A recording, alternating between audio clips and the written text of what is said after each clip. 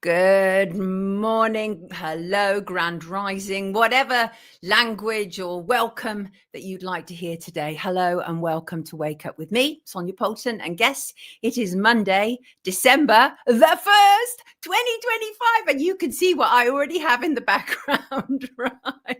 Grand rising to you all. I hope you are well. Grand rising to everybody chattering away in the comments. Lovely to see you here. Welcome to the show that knows life ain't worth a damn till you can say, I am what I am. Say it, kids. You're a one-off, your own special creation. I want to hear you say it this morning. I am what I am, and proudly so. How are you? Good day, pirates, says Eco MTV. Hello, Victor. Merry Xmas to you too, Poppet. And hello, Cheryl and Healing Guidance and Drumstick and Maria. How are you all? You beautiful people. Louise, Xmas tree is up. Yes, it is. Absolutely. Unfortunately, the lights don't light it up as well as I would like it to. But there you go. Good morning, Nikki from Wales. Hello, Boop.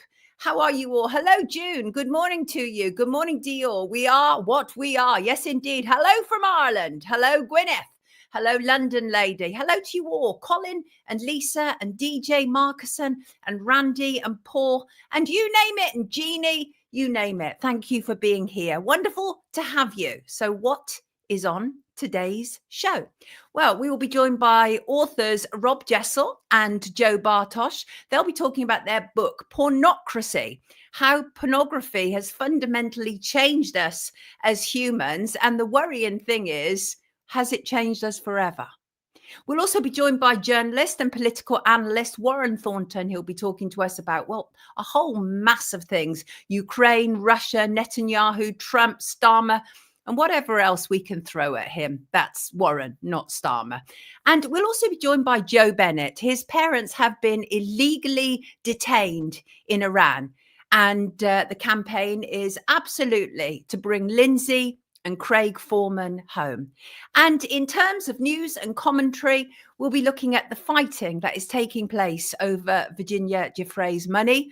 Also, the threat to abolish jury trials. How scary is that? Esther Rantzen, I see, is still begging for people to die early. And in Parliament today, the Children's Wellbeing and Schools Bill will be debated.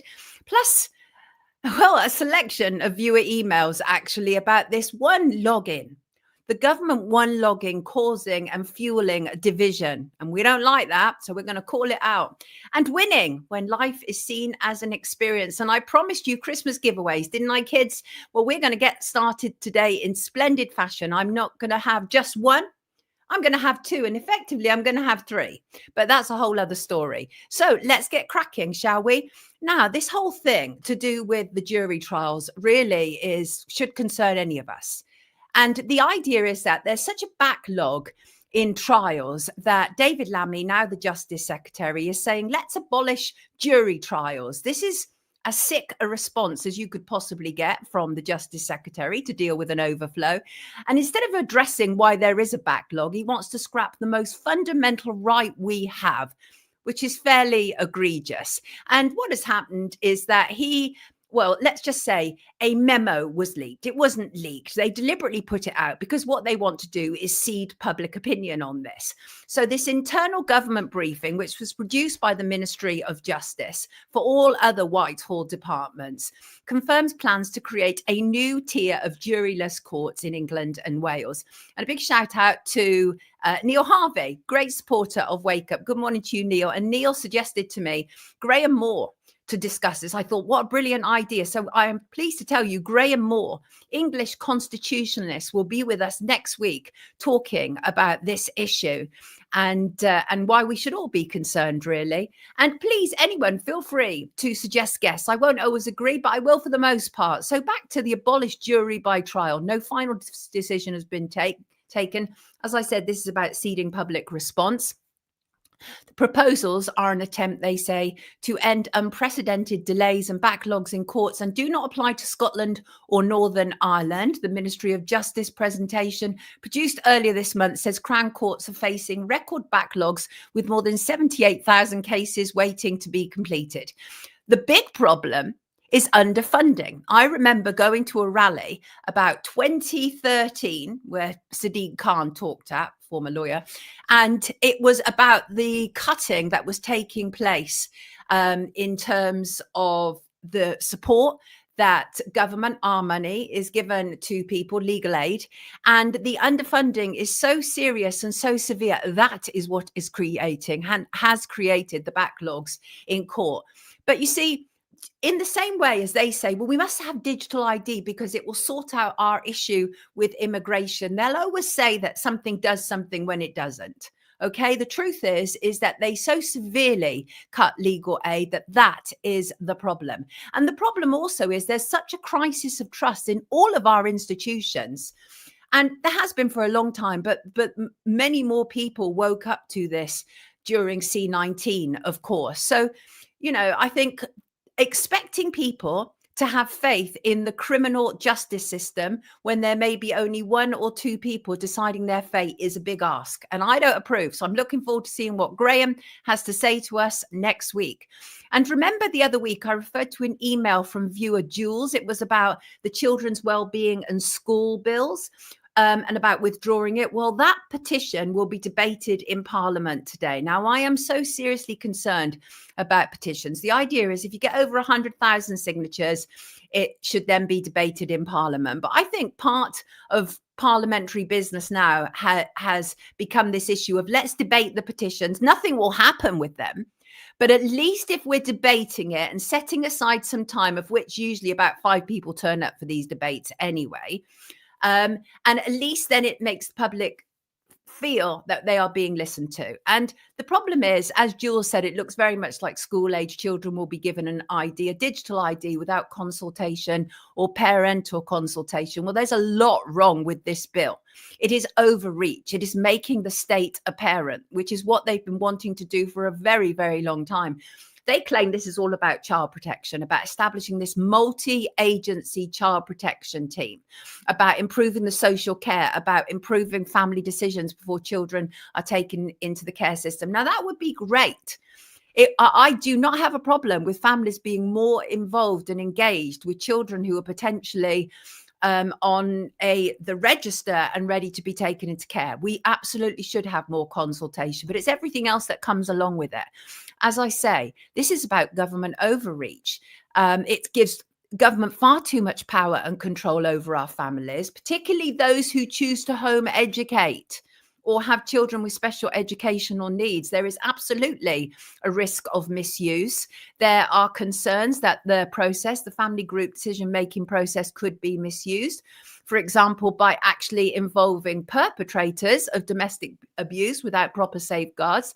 So there is that as well. But the problem really is that it's not addressing root causes such as child poverty or the psychological issues that will have impacted children over the last 5 years. Those are the root causes of problems. But instead, let's bring in new laws. That's always their solution, isn't it? These people are beyond dangerous. They're beyond dangerous. Starmer's government is awful, horrendous.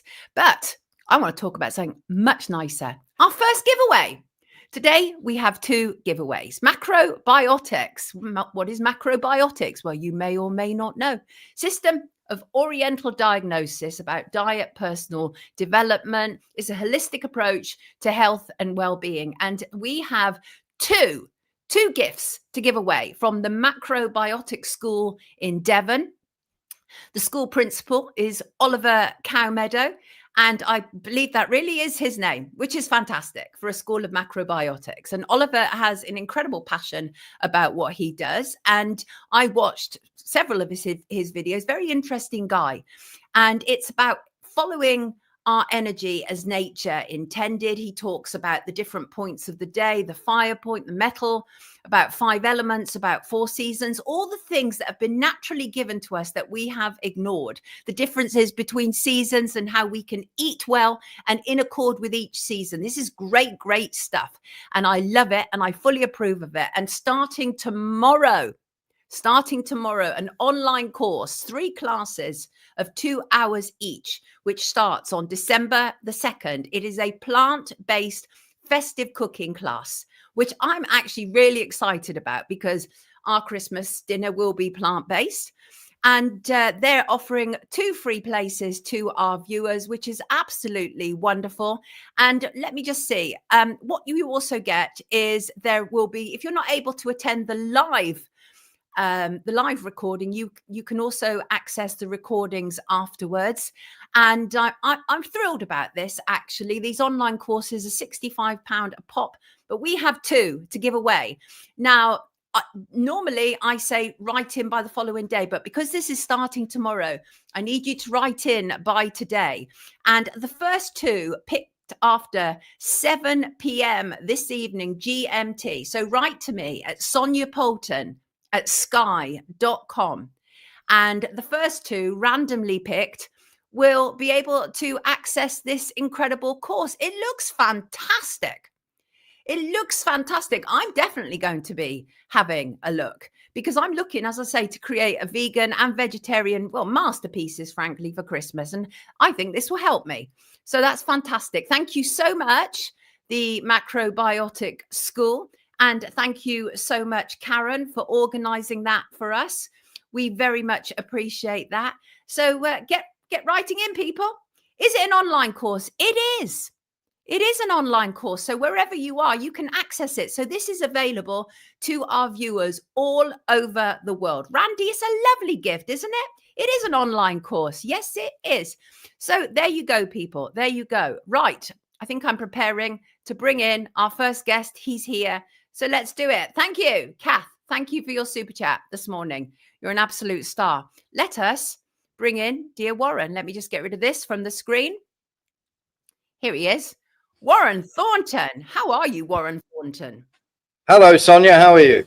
I'm bloody great, Warren, actually. It's December the 1st and I just love Christmas, right? And so, as you can see, I've got my Christmas tree up, my deck, so I'm all going here. Warren Thornton, everybody, is, of course, a political journalist. He's also a geopolitical analyst and rather brilliant.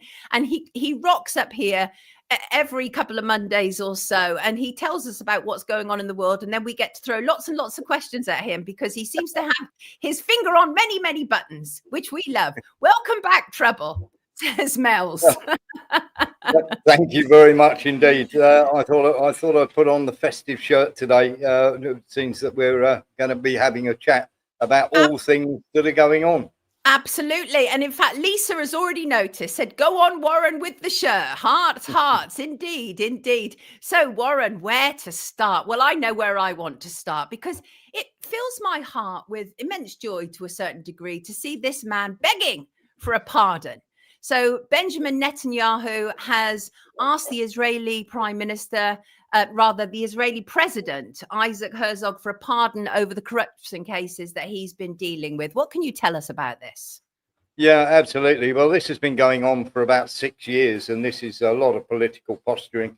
Trump's asked for a pardon for him. Netanyahu's now pushing for it. He's always pushing for it, saying that we have bigger fish to fry in Iran and various other people of the that are attacking the Israel state.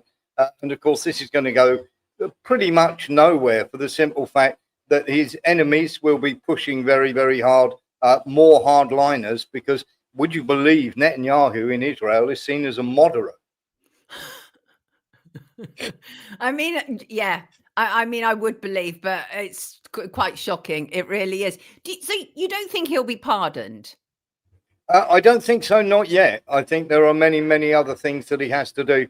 People labour under the misapprehension that Israel run America, but it's actually the other way around, even though Israel do try to get a level playing field.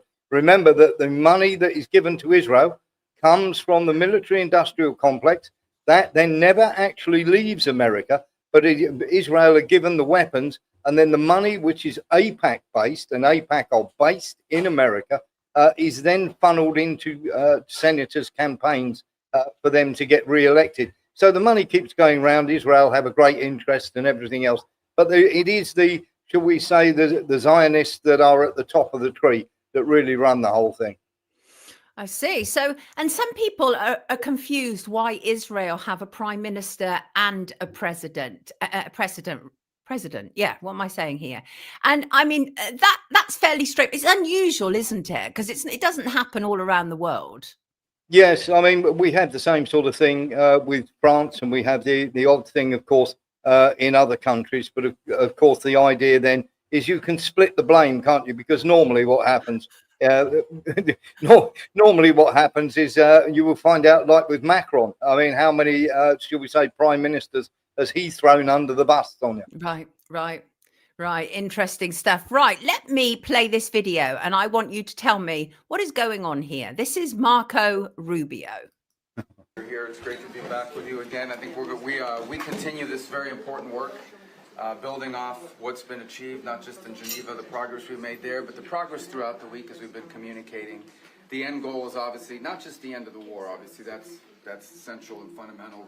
We want to see the end of the killing and the death and the suffering, and I'm sure the Ukrainian side, I know they do as well. They want peace, but it's also about securing an end to the war that leaves Ukraine sovereign and independent and with an opportunity at real prosperity. So this is not just about ending a war. This is about ending a war in a way that creates a mechanism and a way forward that will allow them to be independent and sovereign, never have another war again, and create tremendous prosperity for its people. Not just rebuild the country, but to enter an era of extraordinary economic progress. So that just stopped there. So is war over? Is war over in Ukraine then? Is that what he's saying? Absolutely not. It is what Marco Rubio wants. So here's what happened in the timeline. Let me just say this right from the word go. The Russians have agreed to absolutely nothing.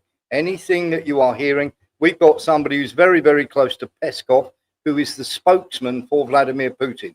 And he is saying that the Russians have agreed to absolutely nothing that is on those lists that have been floating around about these peace plans and everything else. That is just a basis for discussion, is the way that the Russians are seeing it. And of course, Witkoff went across to see, obviously made various phone calls and back channels. Now, just to let you know what happens, Sonia, what you have when you have a trade of the bodies that have, the deceased in the Russia-Ukraine war, Russia and Ukraine meet in the Middle East, in Abu Dhabi. And what they do is they decide where they're going to exchange the bodies, where they're going to exchange the prisoners. Now, that's a meeting between the SBU, which is like, if you like, the Secret Service of Ukraine. And then you have a meeting, of course, with the FSB, who are the Russian intelligence service.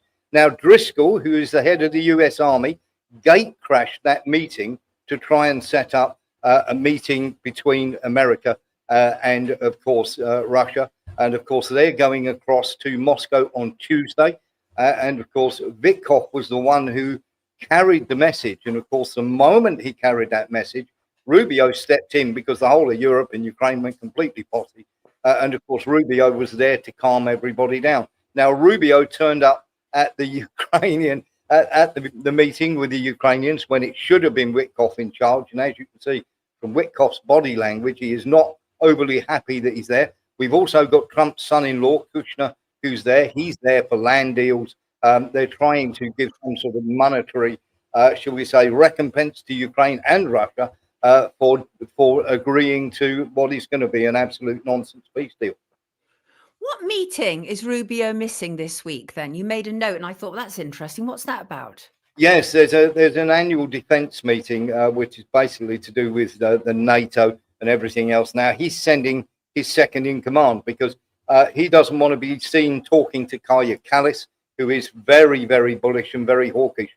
But Rubio and Kallis make no bones about it. They're very much along the same lines. They very much detest Russia. Now, Rubio, having taken over those calls, he wants to distance himself from certain people. He's very much, shall we say, he's like little Damien for me from the Omen, because he's very much behind the scenes. But he is pulling a lot of the strings. And so bad do the Russians distrust Rubio that when the meeting happens in Moscow on Tuesday, Witkoff is going, Rubio is not. So Rubio is almost like some kind of proxy leader. He's a default. Is that right? Okay, got you. So yes. What does this have to do with any of that? Well, very simply, that's Alexander Soros, of course, who's bought parcels of land in Ukraine for dumping toxic waste. And of course, that is through, and of course, through BlackRock. BlackRock have got many of these parcels of land as well. They were selling off 10,000 hectares at a time. And of course, he has been sending Yermak and has met Yermak on many, many occasions. In fact, the last 3 birthdays Yermak's had, he sent him happy birthday from Alex. Greetings. So this guy, Alex Soros, basically is one of the founding members, along with the Soros Open Society, that runs this NABU, which is the investigation process for anti-corruption. And of course, Yermak now has been thrown under the bus. And of course, the other person who is now in charge, because the Americans didn't want Yermak going. Now, very, very simply, what they've got is Umarov in charge, and he's under the same investigation that Yermak is. He's just more likely to be more malleable and more easily manipulated. Very interesting, because you've written a piece and it's very interesting. You say it's one of the misconceptions that NATO, the European Union, America, Israel, Soros, Bilderberg, the World Economic Forum, NGOs, the aid agencies around the world, and the World Banks are independent. They are not. Everyone serves the same 3 masters: power, money, and resources. Is it really that simple? It really is that simple, but of course there's a lot of players. There's no question. I spoke to a former CIA operative not so long ago, and he turned around and he said there's about 800 people who actually run the world. He said, and the rest are all sprites and minions dancing to the tune. But we did ask. Our source in the State Department, they've been briefing against Trump on this peace deal since the day it came out. And of course, there was a hurried phone call to Marco Rubio. And Marco Rubio then suddenly turned up to meet the Ukrainians. But he also had a quick meeting, a phone call meeting with, of course, the people in Europe. And if you saw the video that's doing the rounds, the viral video doing the rounds, the European leaders, when they had their Zoom meeting with Vladimir Zelensky, were all holding their head in their hands and everything else. They're saying they've been cut out of the peace deal, but that's not true, because Rubio has literally said, I got this, don't worry. So Trump seems to be fighting many things on different fronts at the moment. So Yes. There was that very bizarre tweet that he put out about Venezuela and about the airspace. What can you tell us about that? So let me just read it. To all airlines, pilots, drug dealers, and human traffickers, please consider the airspace above and surrounding Venezuela to be closed in its entirety. Thank you for your attention to this matter, President Donald J. Trump. Extraordinary stuff. What does that all mean? Basically, that means we're getting ready to commit a strike. Now, my best guess on this, Sonia, because when we spoke to our friend who is quite close to Peskov, again, who is Putin's man, the Russians were given the heads up by the back diplomatic channels that there's something is imminent in the pipeline, and the Russians have issued a notice to all Russians, any Russians living in Venezuela, to leave immediately. So we know that something imminent is coming. Now, Trump has turned around, or rather Rubio has turned around and said very simply that Maduro has to step down. Maduro's saying he's not going to step down. CNN are reporting that he's going to step down in 18 months. Nothing of the sort. But what they have done is promised Maduro, if he steps down, safe passage out of the country along with his wife. So that tells you that a strike is imminent, and it's highly likely that they're going to try and take out Maduro himself and his family, just as they did in Libya. Wow. Let me read you this comment. Christendom says the deep state is in panic mode. I get that sense as well. What do you think, Warren? Yes, it absolutely is, because it's animal that's got out of control here. The idea was Ukraine. The idea was Ukraine would just keep them busy while literally America went off and overthrew various other places like Nepal. And as you can see, there's lots of unrest in many other countries as well at the moment. And this is all being backed with the NGOs, with the likes of Soros. Now, the Soros family have worked with American intelligence for the last 50 years. This is anybody who really researches it will find out that the American intelligence, the CIA, and the Soros family have been walking hand in hand for many, many decades. Now, the problem that we have here, of course, is Zelensky is a method actor rather than a normal actor. He still thinks he's actually president and he's calling the shots. So, of course, this is causing a problem because suddenly, having let the genie out of the bottle, they can't get it back in again, Sonia. So how do you think this is going to pan out next year? Because I Uh, feel like since Trump's, sorry, Warren, just to say, I feel like since Trump entered, we've heard constantly about this is the end of this war and this is this peace deal, but it seems to have amounted to very little. Or is there actually more going on than I think?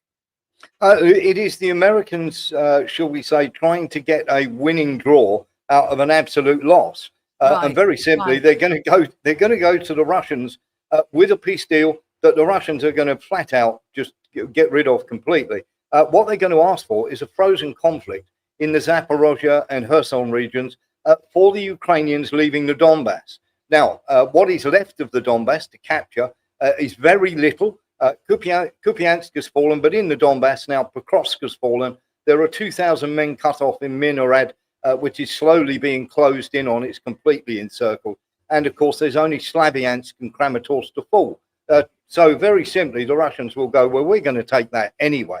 And the Russians have taken 86 settlements in the last 2 months. So that shows you the rate of, shall we say, pushing forward that the Russians are doing. Once they get beyond all those trench lines that are right on the Donbass region, there's a huge mass of trench lines. There isn't much to stop them then reaching the Dnieper River once they get past those trench lines, which are about 10, 15 miles beyond Pokrovsk. Extraordinary stuff. Let me come back to home. And Sally Ann says people work 3 days a week just to pay tax. The other two are just about scrape by, which brings me to this man and what you had to say about him, that he is essentially taxing his way out of decline. Expand on that, please, Warren. Yeah, absolutely, because we are literally, we're in a hole. Let's be honest here. The money that he put up for the climate change, remember when they came in, they said it was a 22 billion black hole. Well, when they first came into office, they handed out 21 billion of contracts to green companies, green energy companies. And of course, that's falling through the floor with epic dispatch because everybody's turning off from this idea. And of course, Trump killed it very quickly. And of course, many others are starting to walk away. Now, Germany's economy is in the toilet because of the sanctions. So is Britain's. Our economy is actually worse than Germany's. But of course, we bang on about Germany's because it looks so much better on paper. Now, Starmer has to tax his way out of this billions and billions of pounds black hole that we have. You have to remember, along with immigration, along with the money that we're giving to Ukraine, along with the money that we're spending on climate change, we are in a hole left, right and centre. And the only way to do this is to rob the money from the future. And that means either taxation or robbing the pension pots and raising the pension age, as they're going to have to do all over Europe. And remember that von der Leyen is wanting 140 billion of the Russian assets because Europe cannot pay for the war for the next 3 years. So it has to steal the money, Son. Boop in the comments is reminding me about the absolute rocketing of energy prices. Is any of the things that you've talked about today going to impact that? Yes, absolutely. When they turned around and said we are no longer going to get Russian oil. Now remember that we only get 2% of our LNG and our energy from Russia. But some of the bills went up over 219%. And here's the other thing, Sonia. We are now buying because it goes under the bridge, shall we say, to Hungary. Then it's gone through to India and it's gone elsewhere.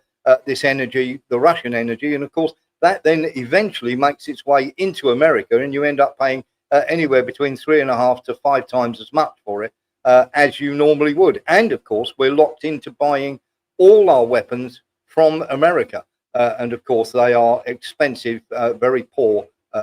Shall we say, compared to what the Russians have, it's very overpriced, very poor. And of course, the giant wheel of corruption and the laundrette that keeps spinning round in Ukraine washes all that money, of course. The only reason that Zelensky is being investigated or is being put under pressure, one, to sign the deal, and two, to stay away from Nabu, because the laundry money that's being washed needs to go to the right people, and it doesn't include Zelensky's people. Indeed. And it would be really remiss of me not to get some sort of feedback from you about what David Lammy is proposing. This whole idea, obviously, of juryless trials. Mays Maz says our judicial system is in a shocking, corrupt state. What are your thoughts about what he's proposing, Warren? I think it is the most dangerous thing I've ever known since I've been alive, and I'm not being melodramatic at all. Right. When you take away a jury trial, Sonia, first of all, if you say something that they don't like, let's remember that over 12,000 people, more than double any other European country, people have been arrested for tweets. And then what you'll actually do is take away the ability of that to be, shall we say, to go to a jury, to be judged by your peers. And we've only got to look at what happened to Nick Griffin the other day. Now, he made a tweet in 2021 that he has been hauled over the coals for. And the guy who's literally the magistrate who turned around and submitted him to Crown Court, not the other way round, of course, he's turned around and said, I can't give you a big enough sentence if this is proven. And this is the same people, a private prosecution. This is the same people who got rid of Jeremy Corbyn out of the Labour Party. This is the campaign against anti-Semitism that are doing a private prosecution. And the same guy who has sent him for trial at Crown Court is the same guy that let Hugh Edwards off. Interesting. That's Paul Goldspring, isn't it? Who is the chief magistrate, I think you're talking about. Yeah. And the thing is, you don't have to agree with Nick Griffin. And indeed, I don't. But the point is that what we're dealing with here is such a problem in terms of free speech in our country. I was reading yesterday that approximately 33 people a day are getting arrested in the UK for their social media posts, Warren. That's just shocking stuff, isn't it? Yes, I mean, and as far as I'm concerned, you know, this thing is the most dangerous thing. Just think for a second, if you say something that the government don't like, they can take you into a magistrate's court, and let's face it here, the magistrates are going to do exactly what they're directed. If you think for one moment that the courts are in your favour and won't side with the government, think again. There is no such thing as, shall we say, free and fair trials in the UK anymore, son. Yeah, we just need that oversight, don't we? Warren, thank you so much for joining us this morning. It's been a pleasure as always. Everybody, you can catch Warren nightly at warrenthornton.com. What's on your table this week, Warren? What's interesting you? Well, our table this week obviously will be the meeting between America and Moscow, America and the Russians in Moscow. That's going to be something that we're going to be looking at. Venezuela, the imminent strikes that are going on there. And the other thing you need to keep a real close eye on, and do please keep a close eye on this because it's coming, is the situation in Azerbaijan to do with Iran. They're literally looking to do raids from, shall we say, that Zangezur corridor into Iran to upset the regime there and try and topple it. Oh, amazing stuff. Thank you. Thank you. Their symbolism will be their downfall, says Drumstick. Thanks, Warren, says Mel's and Dillip, and all of them, really. London Lady as well. Warren Thornton, everybody. Wonderful journalist, and we love having him around here. Take good care of yourself. See you soon, Warren. Love to everyone. You too. Take care. Lovely to have him with us, as always. He's bursting with news, isn't he, from all across the globe, which is absolutely wonderful. I want to turn next to something that so deeply disturbs me. There's barely a day that goes past now that we don't hear about some heinous crime or another that has been fueled by an individual's love and lust of pornography. And I want to talk to two authors of a new book, which I think is phenomenal and well overdue. Let's bring them in. Here's Jo Bartosch. Good morning, Jo. How are you? Very well, thank you. Thank you so much for inviting me on to not talk at all. Lovely to have you with us. And we have Rob JESSEL as well. You are, of course, co-authors of the book Pornocracy, which deals with, well, so much, the societal harms of modern pornography. You make a number of statements about it. Good morning to you, Rob. Lovely to have you both with me today. And as I said, just before I brought you in, there's barely a day that goes past now where we don't hear about some awful, horrendous crime. There was a man jailed on, I think it was Friday, Ernesto Juska, only 21. He'd taken cocaine, consumed alcohol, but he was absolutely obsessed with porn, and he ended up killing and raping the dead corpse of his mother's friend. You can't get more heinous than that, can you? You can't. can't. No. On this particular shocking case, I haven't read the sentencing remarks, but I know obviously pornography was mentioned many times in that. It's important to say two things first. The first thing, let me be completely clear. Consuming extreme pornography is never a mitigating factor for crime. It does not diminish responsibility in any way for rape, for sexual assault, for strangulation, or any kind of violence. But there, at the same time, pornography absolutely can create the desire to commit these crimes where none existed before. And that's the nature of modern online porn. It's just like any other drug. Users of online porn, they need stronger and stronger doses to get the same sense of arousal. They become desensitized to what they see. And so many people progress to watching material that they previously weren't interested in. And that includes scenes that would be serious crimes if they were enacted in real life. And the case that you mentioned is on the most extreme end, but it is happening every day in bedrooms up and down the UK and beyond, in terms of strangulation and other violent acts committed by men who have had their expectations of sex shaped by what they see on screen. It's fairly awful, isn't it? And Joe, it's really impacting children as well. I think it was Rob who'd sent me a case of a child as well, how this is also fueling incest and child-on-child crimes as well. Joe, tell me a bit about that. Yeah, obviously, I mean, children's brains are so much more plastic than adults. And, they are now, we know that 50% of boys are taking their primary source of sex education now is pornography. So we've seen, for example, last year, for the first time, the National Police Chiefs Council said that over half of child sexual abuse crimes were carried out by other children. Now that's something so shocking and so unprecedented, and it is undoubtedly driven by pornography. And what makes these crimes even worse is that often they're actually filmed as well. So, so we're seeing sort of a feedback loop whereby criminals are sort of perpetrating horrendous crimes, filming them, and then uploading them, and those are then being used to inspire more quite deranged men basically to do the most heinous things. And yeah, I mean, we saw it with the case of the grooming gangs. Many of those crimes were recorded, and then the footage was used as a way of blackmailing the girls and young women. And yeah, it's sort of, it cuts through every aspect of crime, but it's particularly dangerous to children just because they don't know what's normal. So, once this starts to shape their idea of normal, they grow up into quite troubled adults. It is so disturbing. As I said before you joined us, I feel that this book is well overdue. All my lifetime, pornography has been all around me, in our environment, in our society, with very little knowledge of how it is actually truly impacting us. And you go into this on such a deep level, but let's start off with the basics. First of all, Rob, obviously you are individual writers and authors in your own right. Why did you come together to create this book? I think we both bring something quite different to this book. I will freely admit that Joe's been thinking about this problem for a lot longer than I have, and it's probably been gestating in her mind for the course of years. I'm pleased to be able to bring a man's perspective to this, and also somebody who's very interested in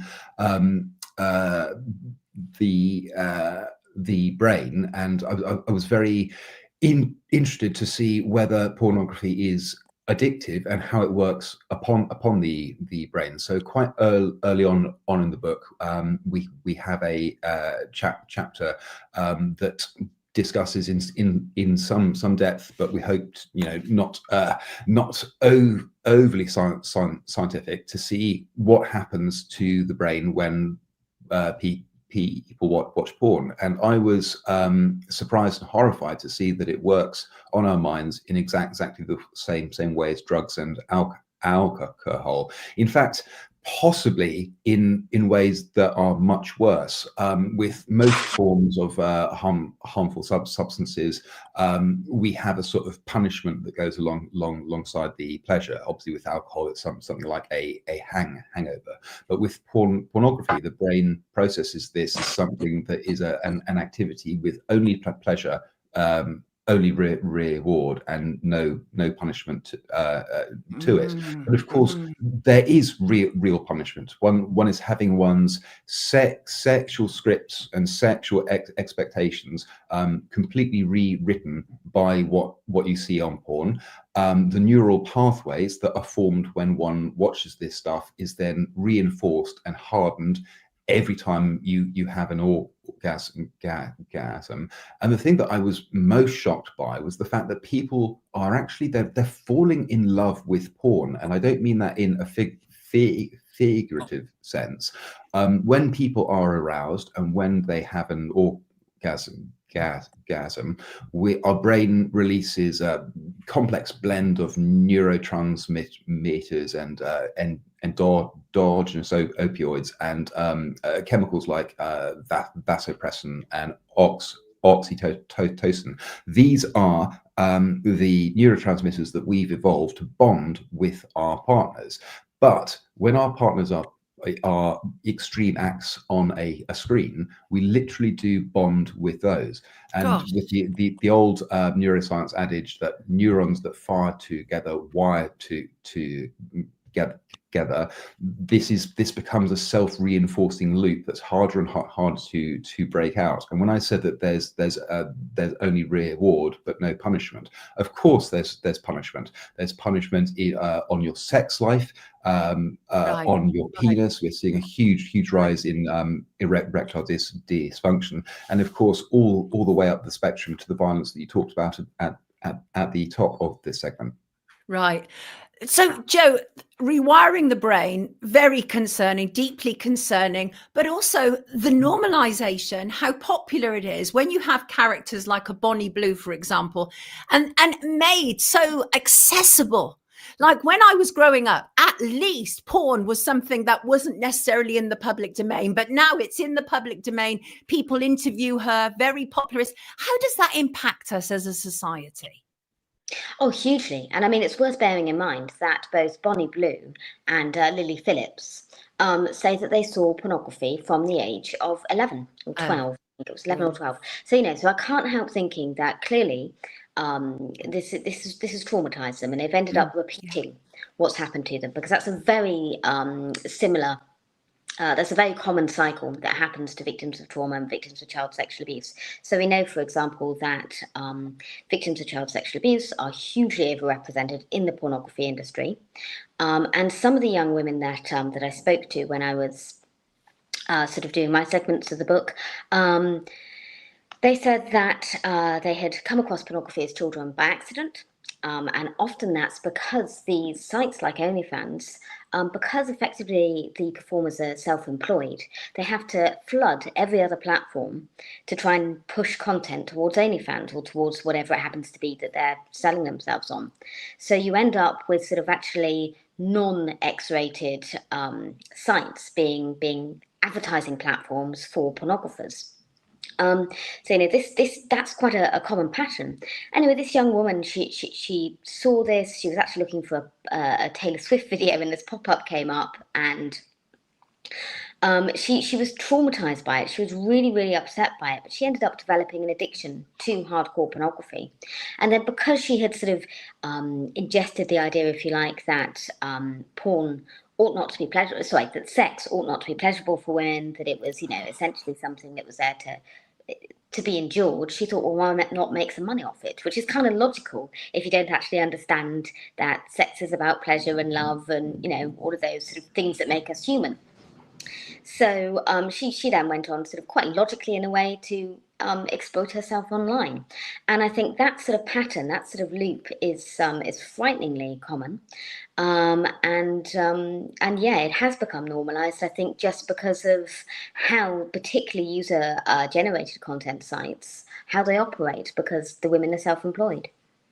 And what concerns me, and you outline this in your book, is that it's not necessarily going to get better because, Rob, you then have this future of AI-powered porn, which we're already seeing it to a certain degree, which detaches us even more from humanity, doesn't it? Which is really the kind of one of the overarching, very serious messages, and that is, are we already lost to a certain degree? But talk to us a little bit, Rob, about this AI-powered porn. I mean, I just feel that we're in a game that we've already lost. I think you're completely right. I think pornography detaches us from our humanity anyway, and I think what AI does is that puts that on steroids. It's anyone who's used ChatGPT or Claude or any of these tools knows how very powerful it is, and also how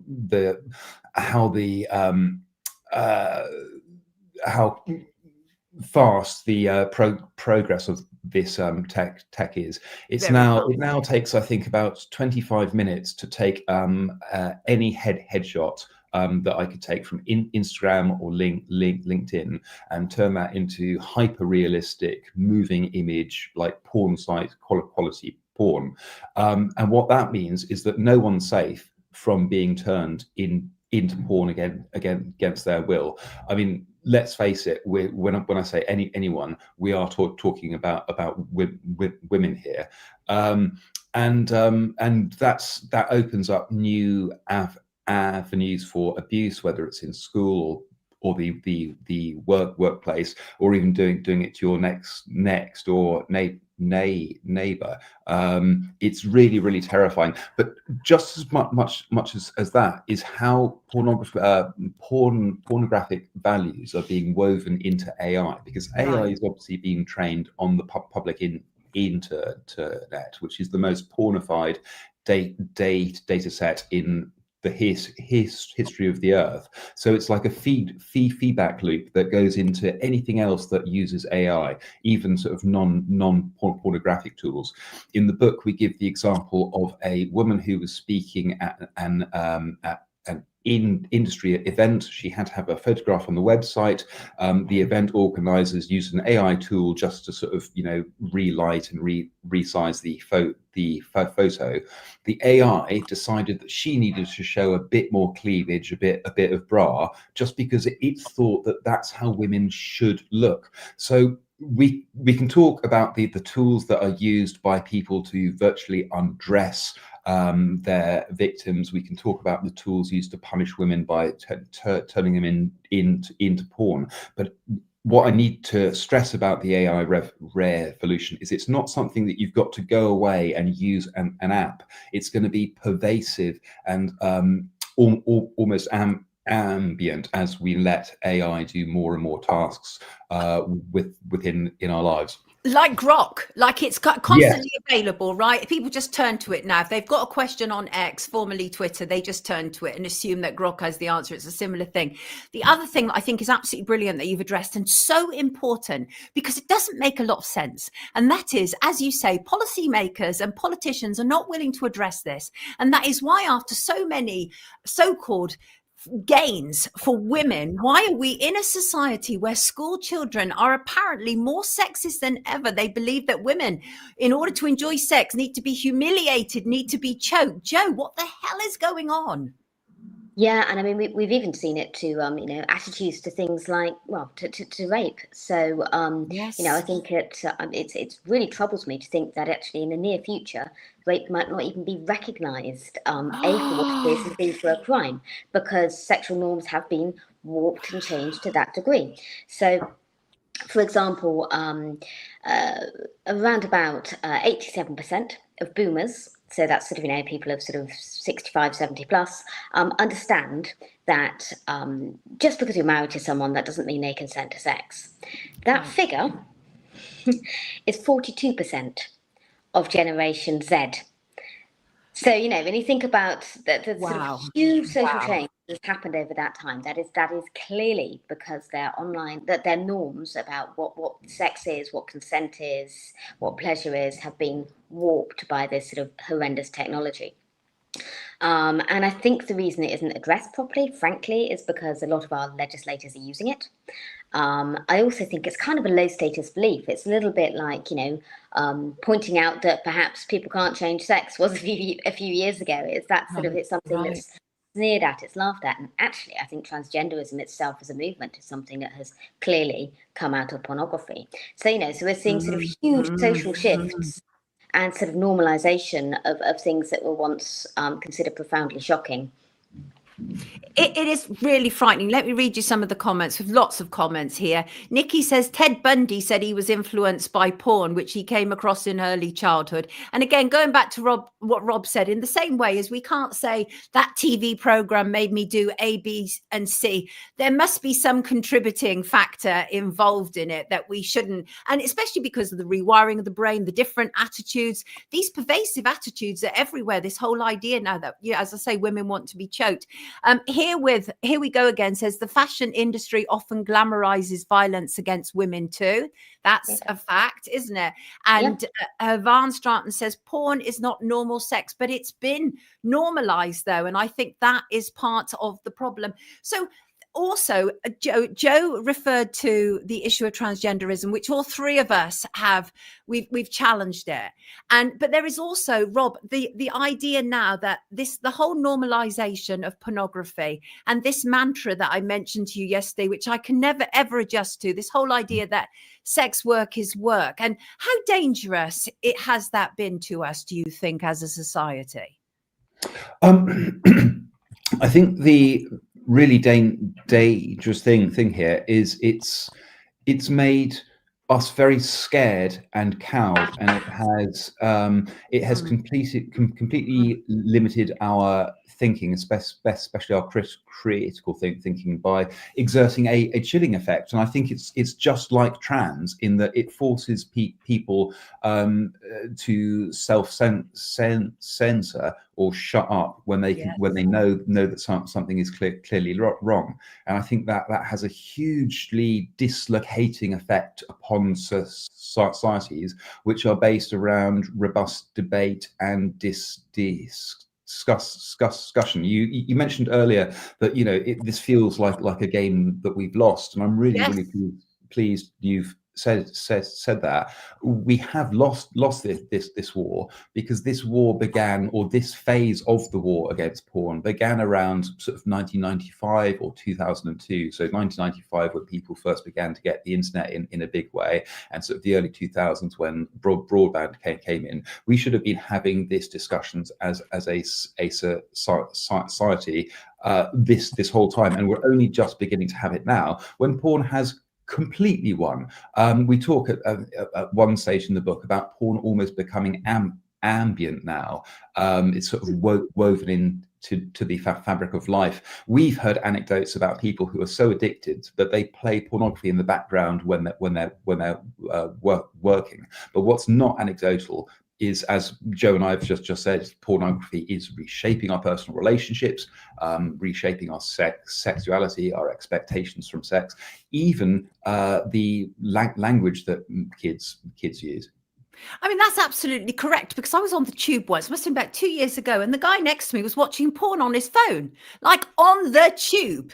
And so that's what you mean, really, isn't it, by ambient? It's just sort of everywhere. It's kind of omnipresent.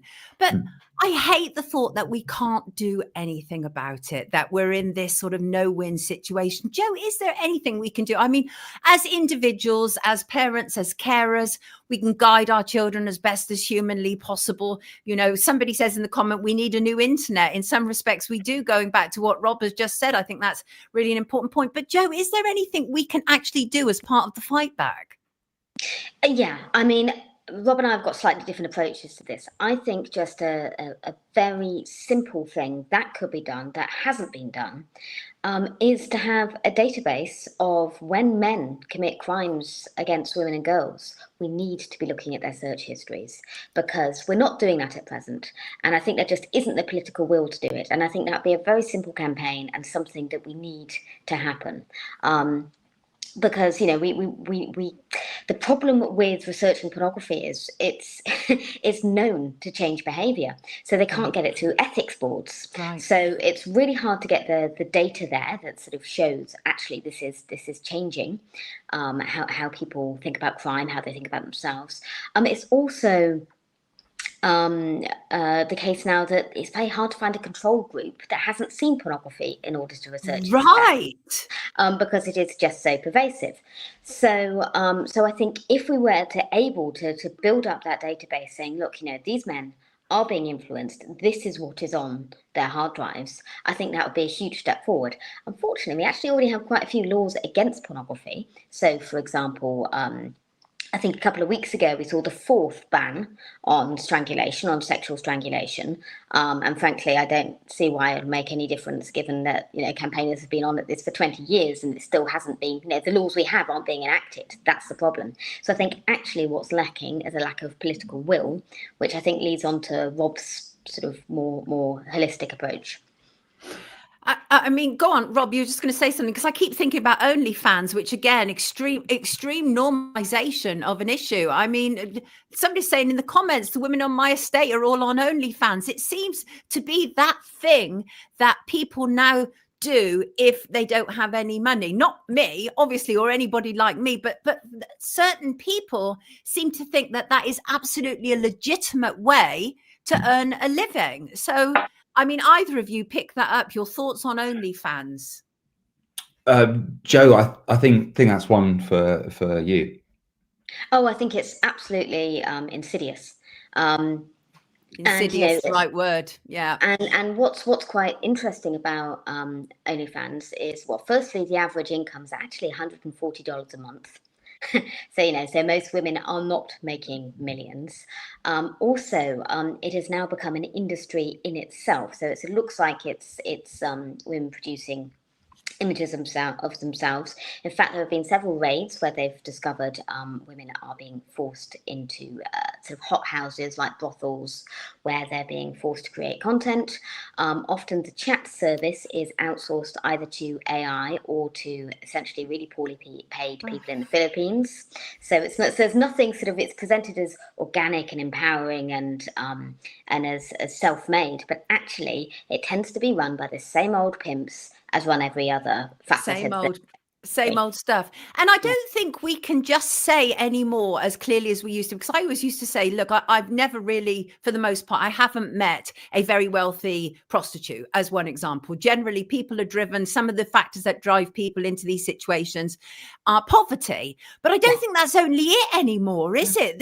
There seems to be a whole different kind of mind state around this, that this is, like you say, it's pervasive in society. So I think what I'd like to do with both of you is both of you a final word on what you want people to know about your book. Because as I say, I believe that this book is long overdue. It's so important to see the rewiring of brain, the impact on society, what we can potentially do about it. So Rob, you first of all, what would you like people to know about, oops, no, that's not what I want to do with Rob. So, but what would you like people to know about your book?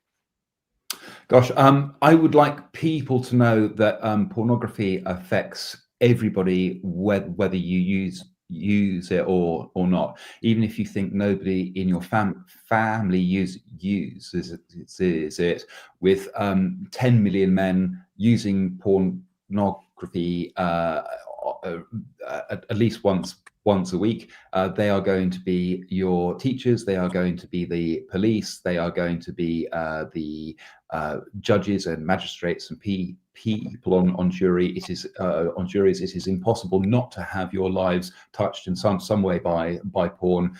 Read our book to find out how. Joe, tell us, what's your thoughts? I think the obvious thing that occurs to me is that pornography isn't something that people use, it's something that uses them.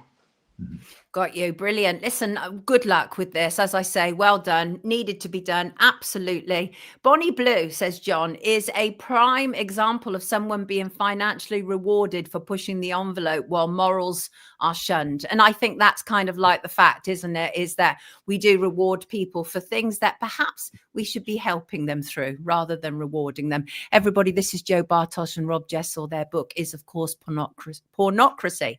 And it's no doubt absolutely absolutely fabulous. Lovely to have you both with us today, explaining all this as you have. Great work. Take good care of yourself. Thank you. Wonderful. Wonderful. They've done such a great job, and it's so important. And I know, the thing is that I've never been anti-porn, should I say. I've never been that person. But now I start to understand more how it's rewired our brains, AI, porn bots, all this sort of stuff, the normalization of it, what Joe is talking about, how these essentially like human farms for people. So fairly awful stuff. And I did mention earlier, just before I bring in my next guest, I did mention earlier this whole idea that there are approximately 33 people being arrested a day. And I think 33, interesting figure, obviously, but 33 people being arrested a day in the UK for their social media posts, which is clearly troubling. I see that last week, Graham Linehan, Father Ted co-creator, rather, he was cleared of harassing a trans individual online, but found guilty of criminal damage. Graham was arrested, unlawfully so, when he returned, I think it was to Heathrow or Gatwick, by police based on social media posts, which then Mark Rowley, the most senior cop in England and Wales, came out and said, look, this is a real problem with social media posts, etc., etc. And indeed it is.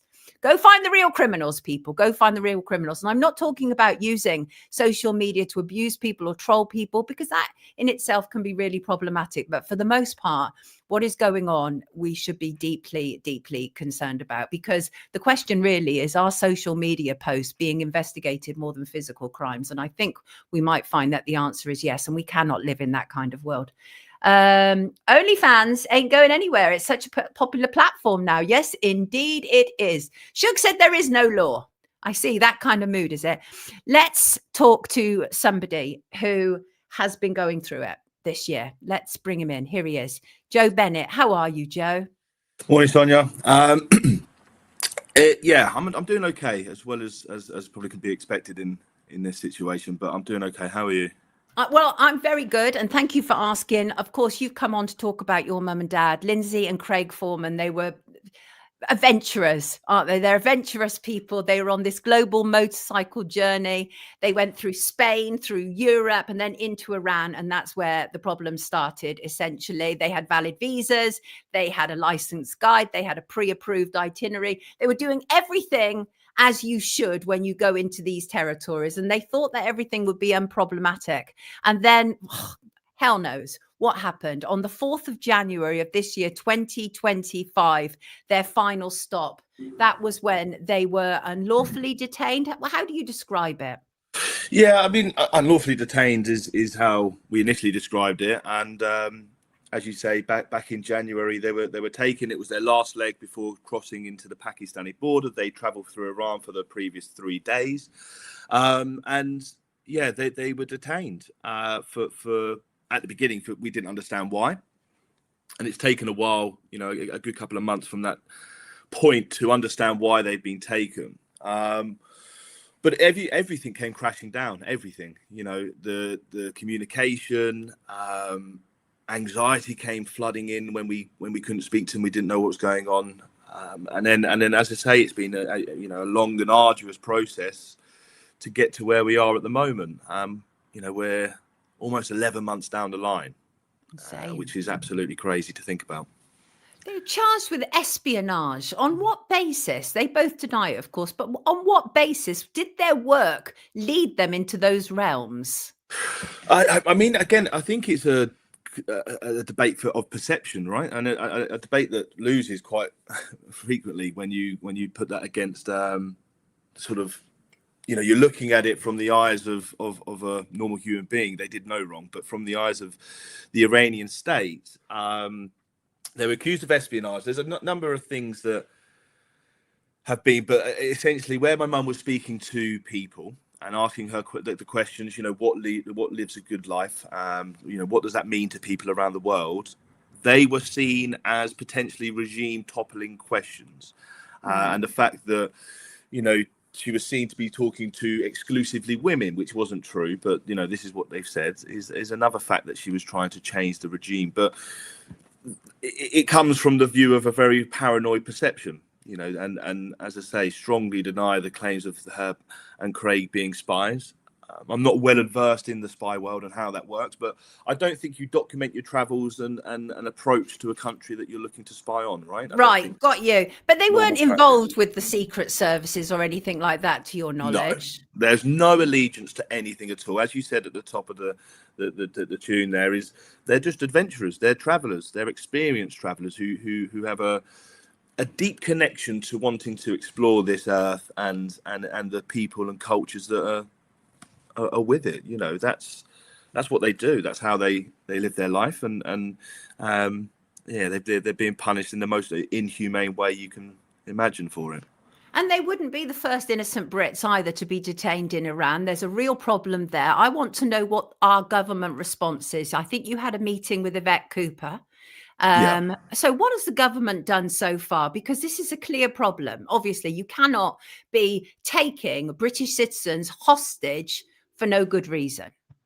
Yeah, completely agree. And you know, the worrying thing and the annoying thing here is as you say, this isn't the first time it's happened. The Nazanin Zaghari Ratcliffe and Anousheh Ashuri, they were the most recent Brits that, you know, were released, and again, innocent of any wrongdoing. But what's really concerning for me at the moment is there's a lot of similarities between the cases. Right. There's this tendency at the moment from the government to sit back. There's a sit back and let's see what happens. Let's see the judiciary process play out. Let's, you know, allow this to run its course.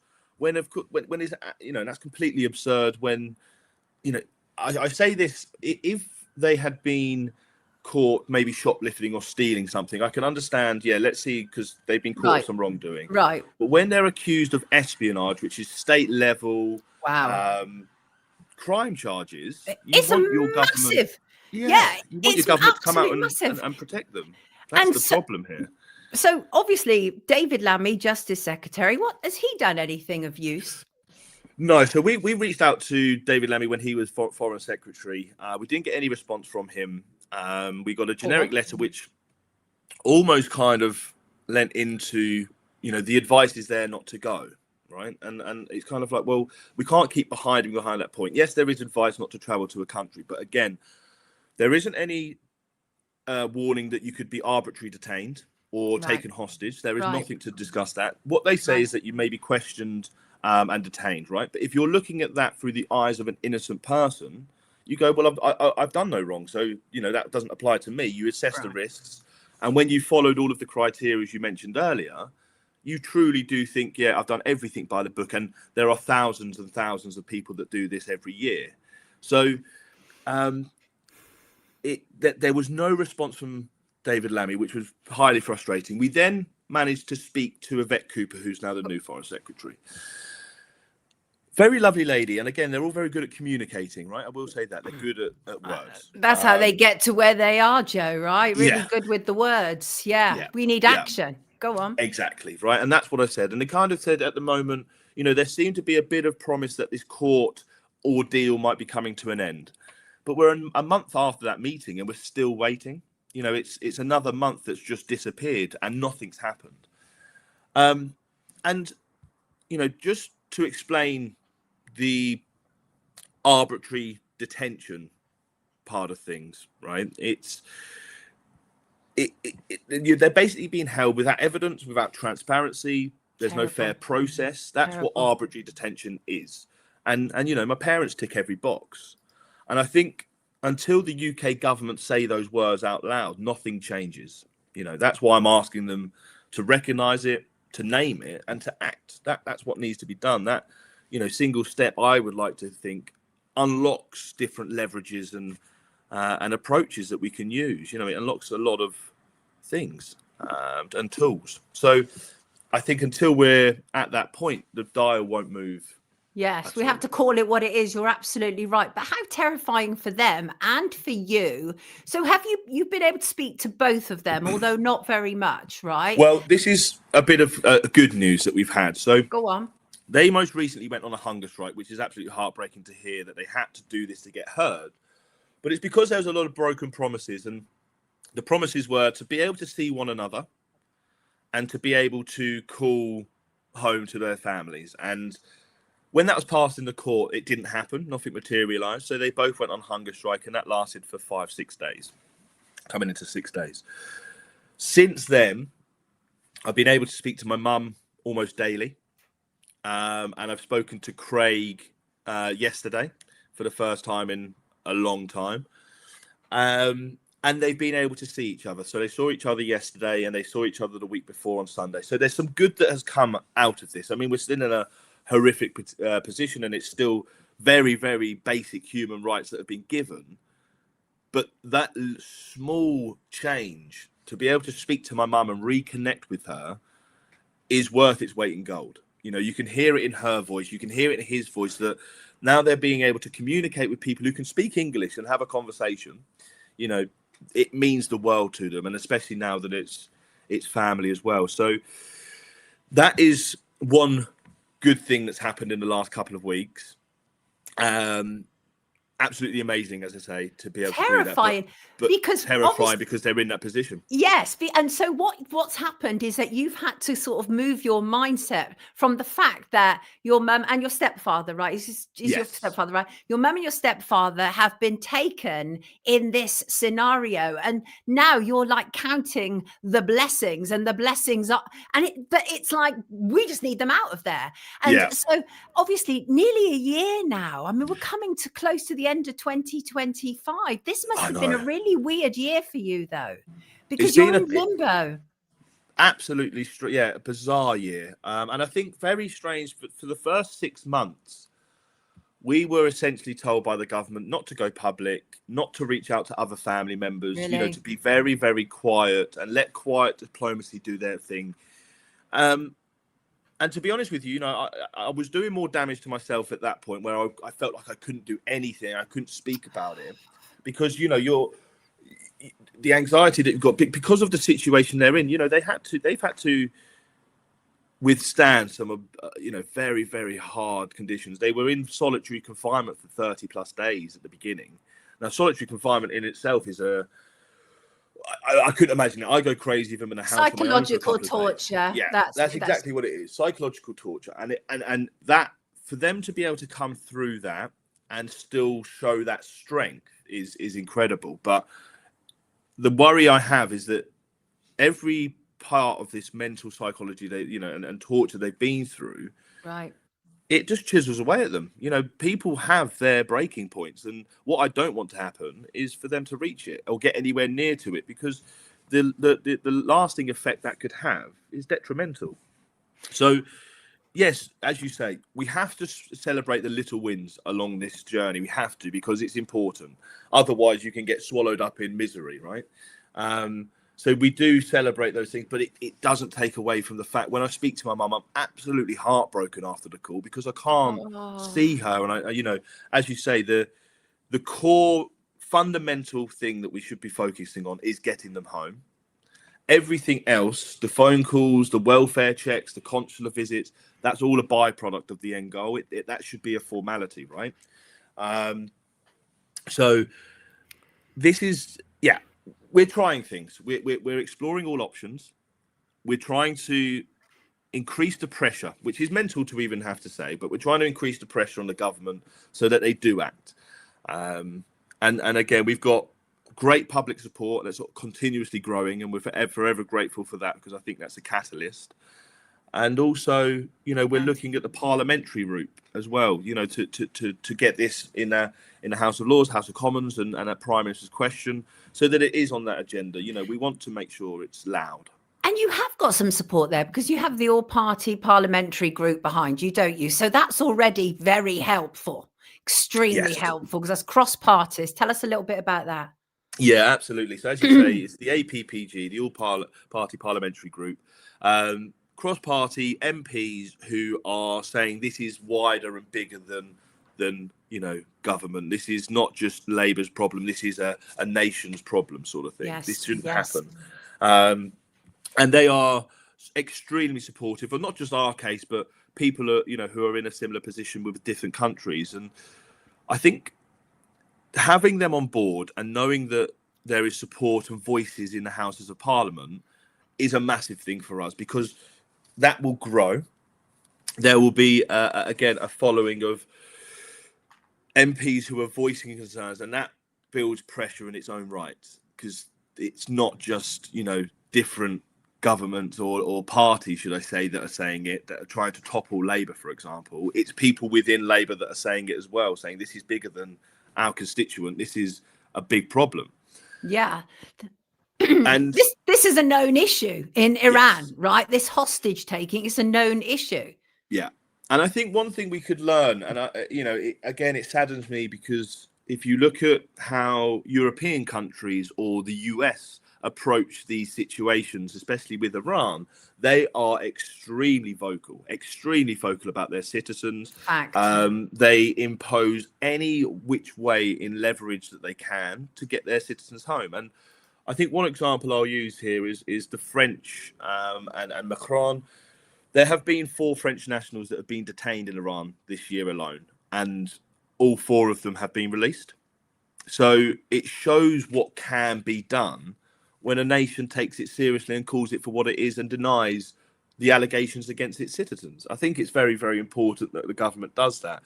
But at the moment, as I say, there is a tendency to kind of sit on hands, don't rock the boat, and let it play out. Right. But that's not something that you feel you can afford to, and nor would anybody else. If my loved ones are in the same situation, I'd be doing exactly what you are doing. And honestly, more power to your elbow and the people involved with your campaigns. Really impressive campaigning going on. I've put a load of links in the description below. People, you can find their petition, website, a GoFundMe. They're also on all over social media, Instagram, X, you name it. Please hashtag free Lindsay and Craig, free the Formans, hashtag bring them home. UK government act now. We need all of these things. And I know it's really easy, Joe, when people are watching this, to automatically assume they must have done something, right? Because that's what this creates in people, it doesn't it? Yeah, that's exactly it. And I mean, it's the trouble we have is that, as you say, it's not as uncommon as people think. And right. It's what they do is they create a narrative, and the whole court process and everything, if I'm being completely honest, is a circus. It's to show that, yes, there is a normal court of law and a normal process, but there isn't. There really isn't. They've been whisked off the court willy-nilly. They haven't been able to have a defense. They've got no idea when the next court hearing is going to be. They're just left in limbo, and as we're in limbo land, the government and Iran are just at a stalemate. They're just kind of waiting for one to make the other move. And I think that's where we need to be assertive, yes, and take a stand. But yes, they do this a lot. They do this a lot. It's not. They do. And it's not just for UK. It's worldwide. Exactly. Let me read you some comments. Drumstick says Iran needs to release them and pay some sort of reparations on top. Well, indeed. I mean, the thing is, as you've said, and as I've read from what you've said, you can't get this time back now. That's this whole year just gone, right? Yeah. And God knows what damage this has done to them psychologically, like physically, their physiology, all of these things. We don't know. So there should be a price to pay. Absolutely. So, but also really sad. It was your mum's birthday last week. And by all accounts, a real kind of like, a girl, right? She's really into everything. Like, I think you said during lockdown, she was organizing Zoom dancing and all manner of different things. I think she's a Sagittarius for a start. So she's party girl. Yeah. Party girl. That must have been quite painful for you though, too. Well, did you celebrate her birthday? No, I think you celebrate her, right, the day itself wasn't great. I mean, we did manage to speak to her on her birthday, and I managed to conference in, the family. So she was able to speak to her mum, and she was able to speak to her aunt and uncle, and we all got to wish her a happy birthday. But it's very bittersweet, very bittersweet. I mean, it was lovely that we managed to do that, and she was uplifted. I think the women, although they can't speak English, they knew it was her birthday. They lent her like a bright green sequin dress, which is very fitting. That's probably what she would have been wearing. And they baked her a cake, right? But wonderful. It's bittersweet because you just think it's so horrendous. Right. That's what her reality is. We're taking breadcrumbs from it, right? And exactly the same thing again. So you're absolutely right. We need to call this what this is. This is the arbitrary detention of innocent British tourists. Yeah. And it should impact us all. Our government needs to do more. As you say, we need to apply consistent, high-level diplomatic pressure rather than sporadic or reactive. Those things are an absolute must-do. Joe, luck is the wrong word, but I wish you all success with this campaign in bringing your mum and stepdad home. Anything you want to say before you leave us? There's a lot of support in the chat for you. It's so painful. No. Yeah. And thank you for your time. And as I say, the support's been amazing. I mean, I suppose the one thing is that I look at this is, if the UK can't protect innocent citizens abroad, then a British passport is no longer a safeguard. It's almost a false promise.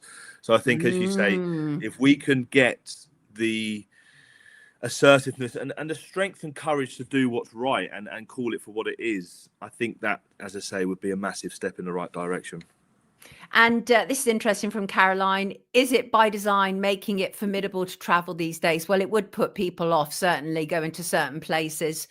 But listen, I would love for them to be returned to England before the end of this year. In time for Christmas would be absolutely wonderful.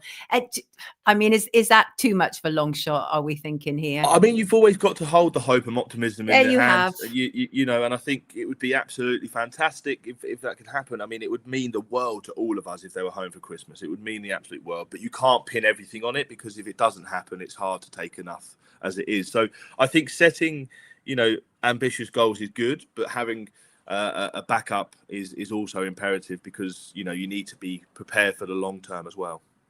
So please, people, please click on those links. Friends and supporters of Lindsay and Craig are doing all manner of incredible things. They're running, walking, cycling.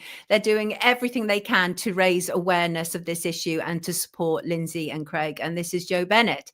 Good to see you, Joe. I wish we were seeing each other under better circumstances, frankly. Take good care of yourself. Thank you very much. Take care. Take care. How painful that a son has to go through this. Horrendous. And sending love, Joe. Stay in the zone, says MK. Thanks, Joe. And Britain has no sway on the world stage these days. Nikki, that's, I know, concerning, right? Best of love, Joe, says Randy.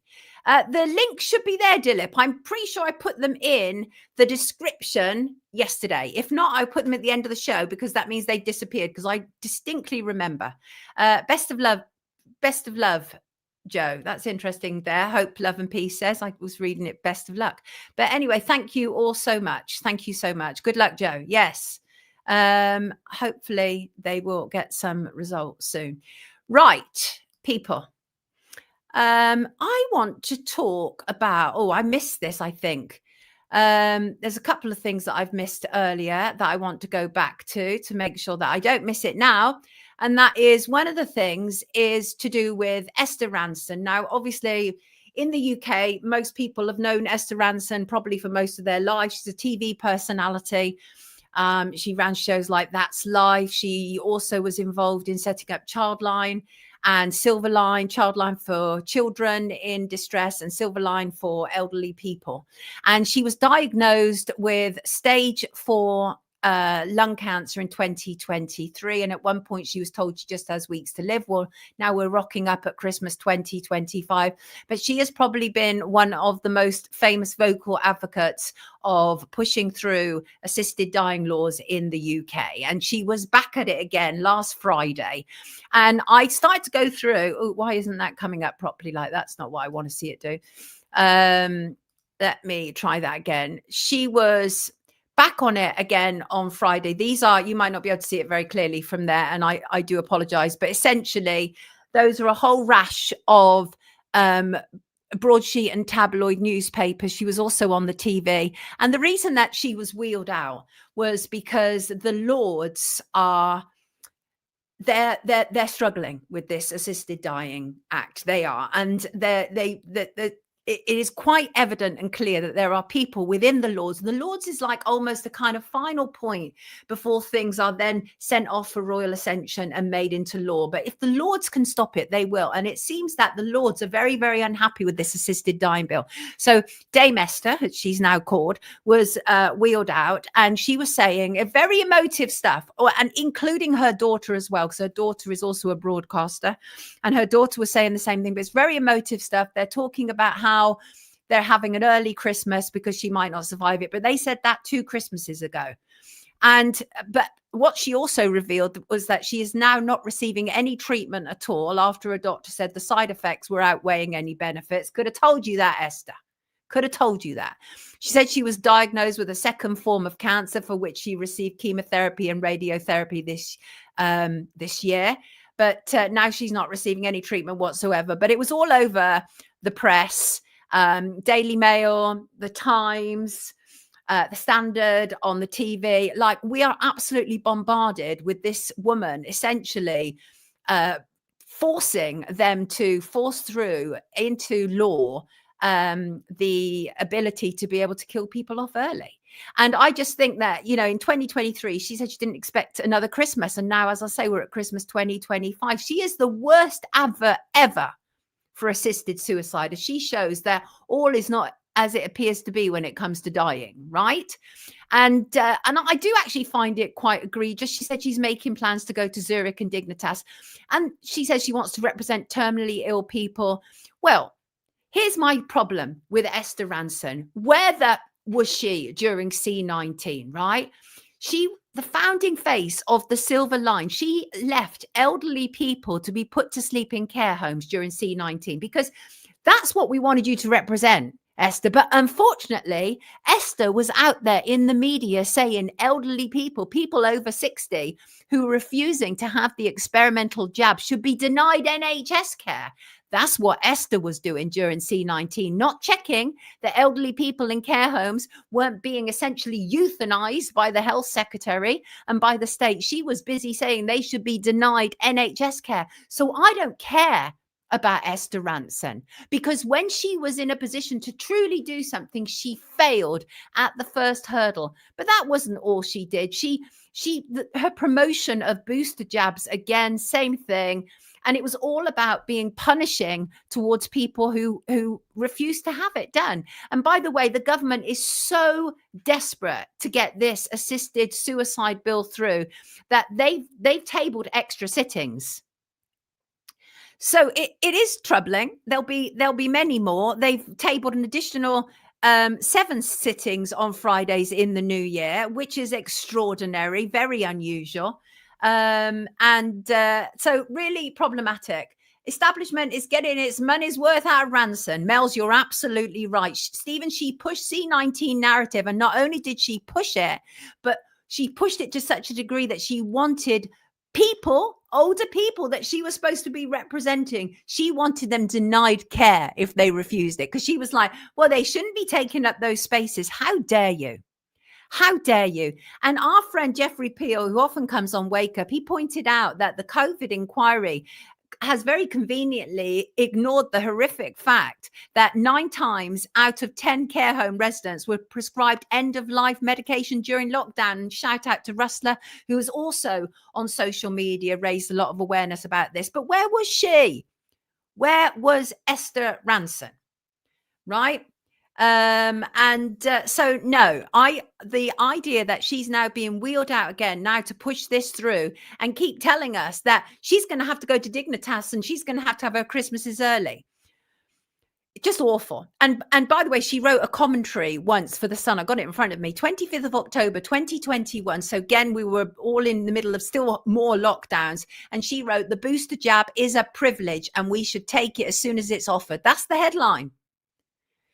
"We are so lucky to live in Britain," she said, "and to be offered the booster jab. This pandemic has been a brutal shock to everyone. Yeah, not least because we were able to see who's who within the establishment. And you, Esther, are on the side of the establishment and not the people." And that is a fact.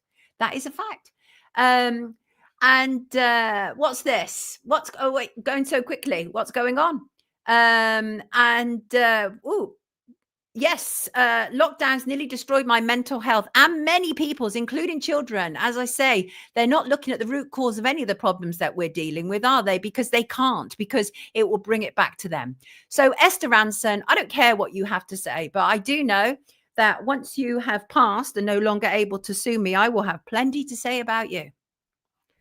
Right, let me talk about somebody who has also passed, very sadly, and that is Virginia Giuffre. Virginia Giuffre, obviously, probably the most famous accuser of Jeffrey Epstein and an accuser of the man formerly known as Prince Andrew. Well, they are now arguing about her money in Australian courts, which is just some pretty horrible, horrible stuff. Let's bring in some imagery here, because so we were told that Virginia had taken her own life in April of this year at her farmhouse in Australia. And now they're battling over her money. And on one side is her two boys. She has two boys and a girl. But on one side is her two boys and their father. And on the other side is her brothers. And so what's happening is you have her estranged husband, Robert Giuffre, their two adult children, Christian and Noah. And then on the other side, you have Virginia's brothers, Sky Roberts and half brother Danny Wilson, as well as both her former housekeeper and her barrister. Now, there was some confusion about whether Virginia had died intestate. Intestate is when you leave no valid will behind. And that has essentially triggered these incredibly complex, protracted legal disputes about over who inherits what. Her former lawyer says there was definitely a will. Just 8 weeks before she died, Virginia had created an informal will in writing, although it hadn't been properly executed. And according to that, she absolutely did not want her husband to get a penny. She accused her husband of extensive domestic violence and abuse. But her boys are arguing for their father to receive some of that money. Her brothers are in part arguing for her sons to receive the money, as well as, I believe, probably some money for themselves.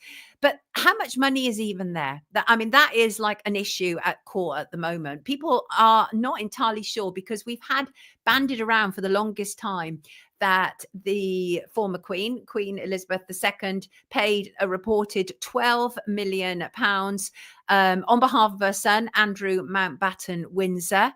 But court documents have put the existing sum that Virginia has at only around $500,000, which Australian dollars about $500,000 Australian dollars, actually. So it's only about $250,000 in sterling, about £250,000. So there's lots of questions over what happened with all of those millions. Now, we know that Virginia owned at least 4 properties, 2 worth more than $1 million. At least $3 million was said to have been ring-fenced for a sexual violence support charity, Speak Out Act Reclaim, although money has not reached there and for years. So that was a problem. And there's a great deal of dispute. There always is, isn't there, when it comes to money? But I think what is increasingly apparent is she absolutely hated her husband. And I don't think she hid that in the final days of her life. The enmity between them was significant. And then on her father's side, Sky Roberts, who she, in her book, which we reviewed, she accused her father of raping her as a child, which she's denied. But on her father's side, you have Kimberly Roberts. So that's Virginia's aunt, which I think is Sky Roberts' sister, saying that the estate should go to her children only. And so there's a lot of confusion about it. What was absolutely apparent, she was estranged from this man, Robert Giuffre, before her death. And honestly, anybody who's been involved in a domestic violence scenario, and if you had any money, you absolutely would not want that money to go to that person. You absolutely would not. And in January this year, Virginia was hospitalized following an alleged assault, which a spokesman later claimed she was inflicted by Robert, an accusation he again strenuously denied. And what was quite ironic was he was then granted a restraining order against her, as well as temporary custody of the couple's children. But what was really weird about that was when they had lived in America for a brief period of time, he was actually charged and I believe convicted of domestic violence, and yet she was the one who ended up with a restraining order. So it's all really painful stuff. Don't know, Martina, whether there was a will or not. The former lawyer said that she did in the month before her death, so around March of this year, she did file to her, she did send to her an informal new will, but they believe that this probably was not enacted, which is problematic. Yes, Robert, I think that's true. I think that is true what happened.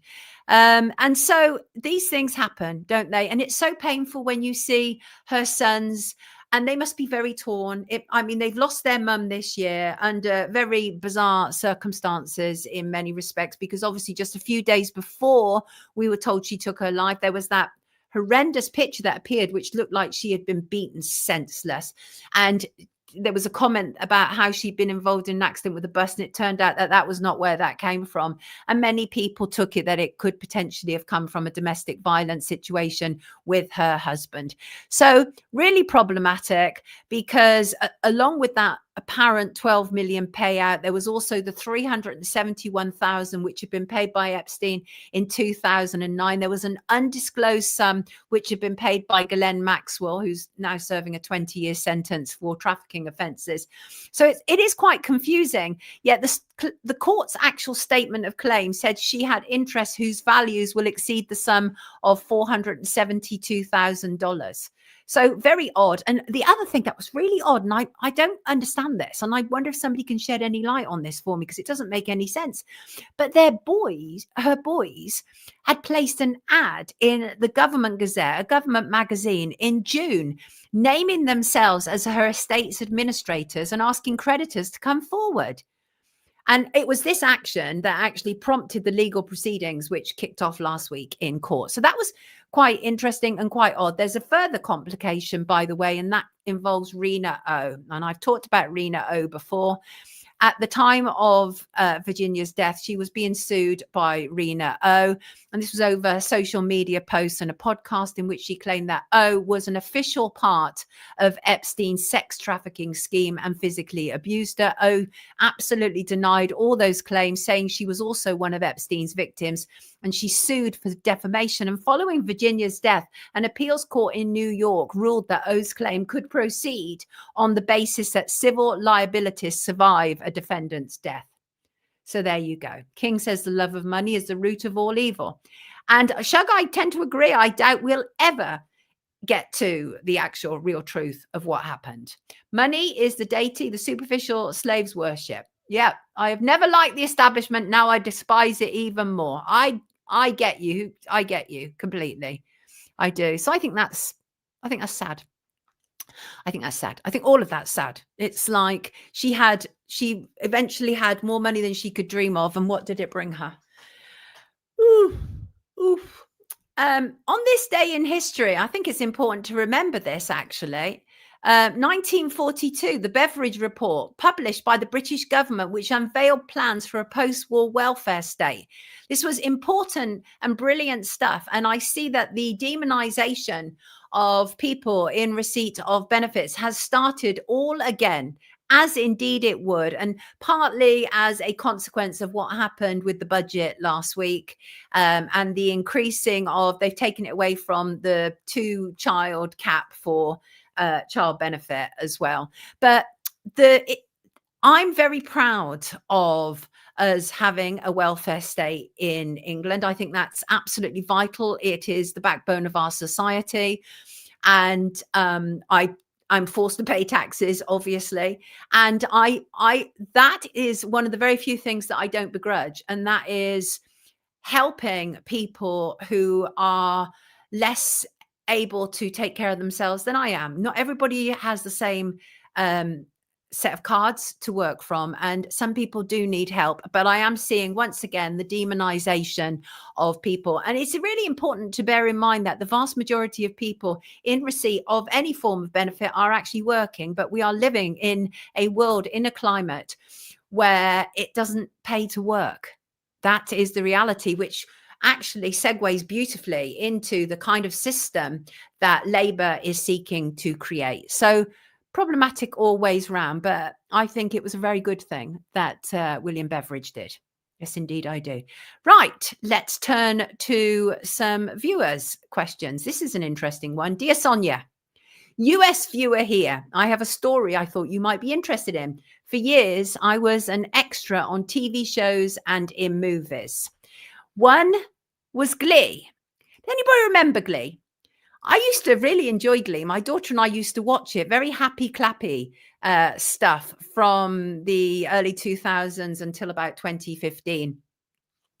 So this goes on. Are you aware of the controversies and deaths around the show?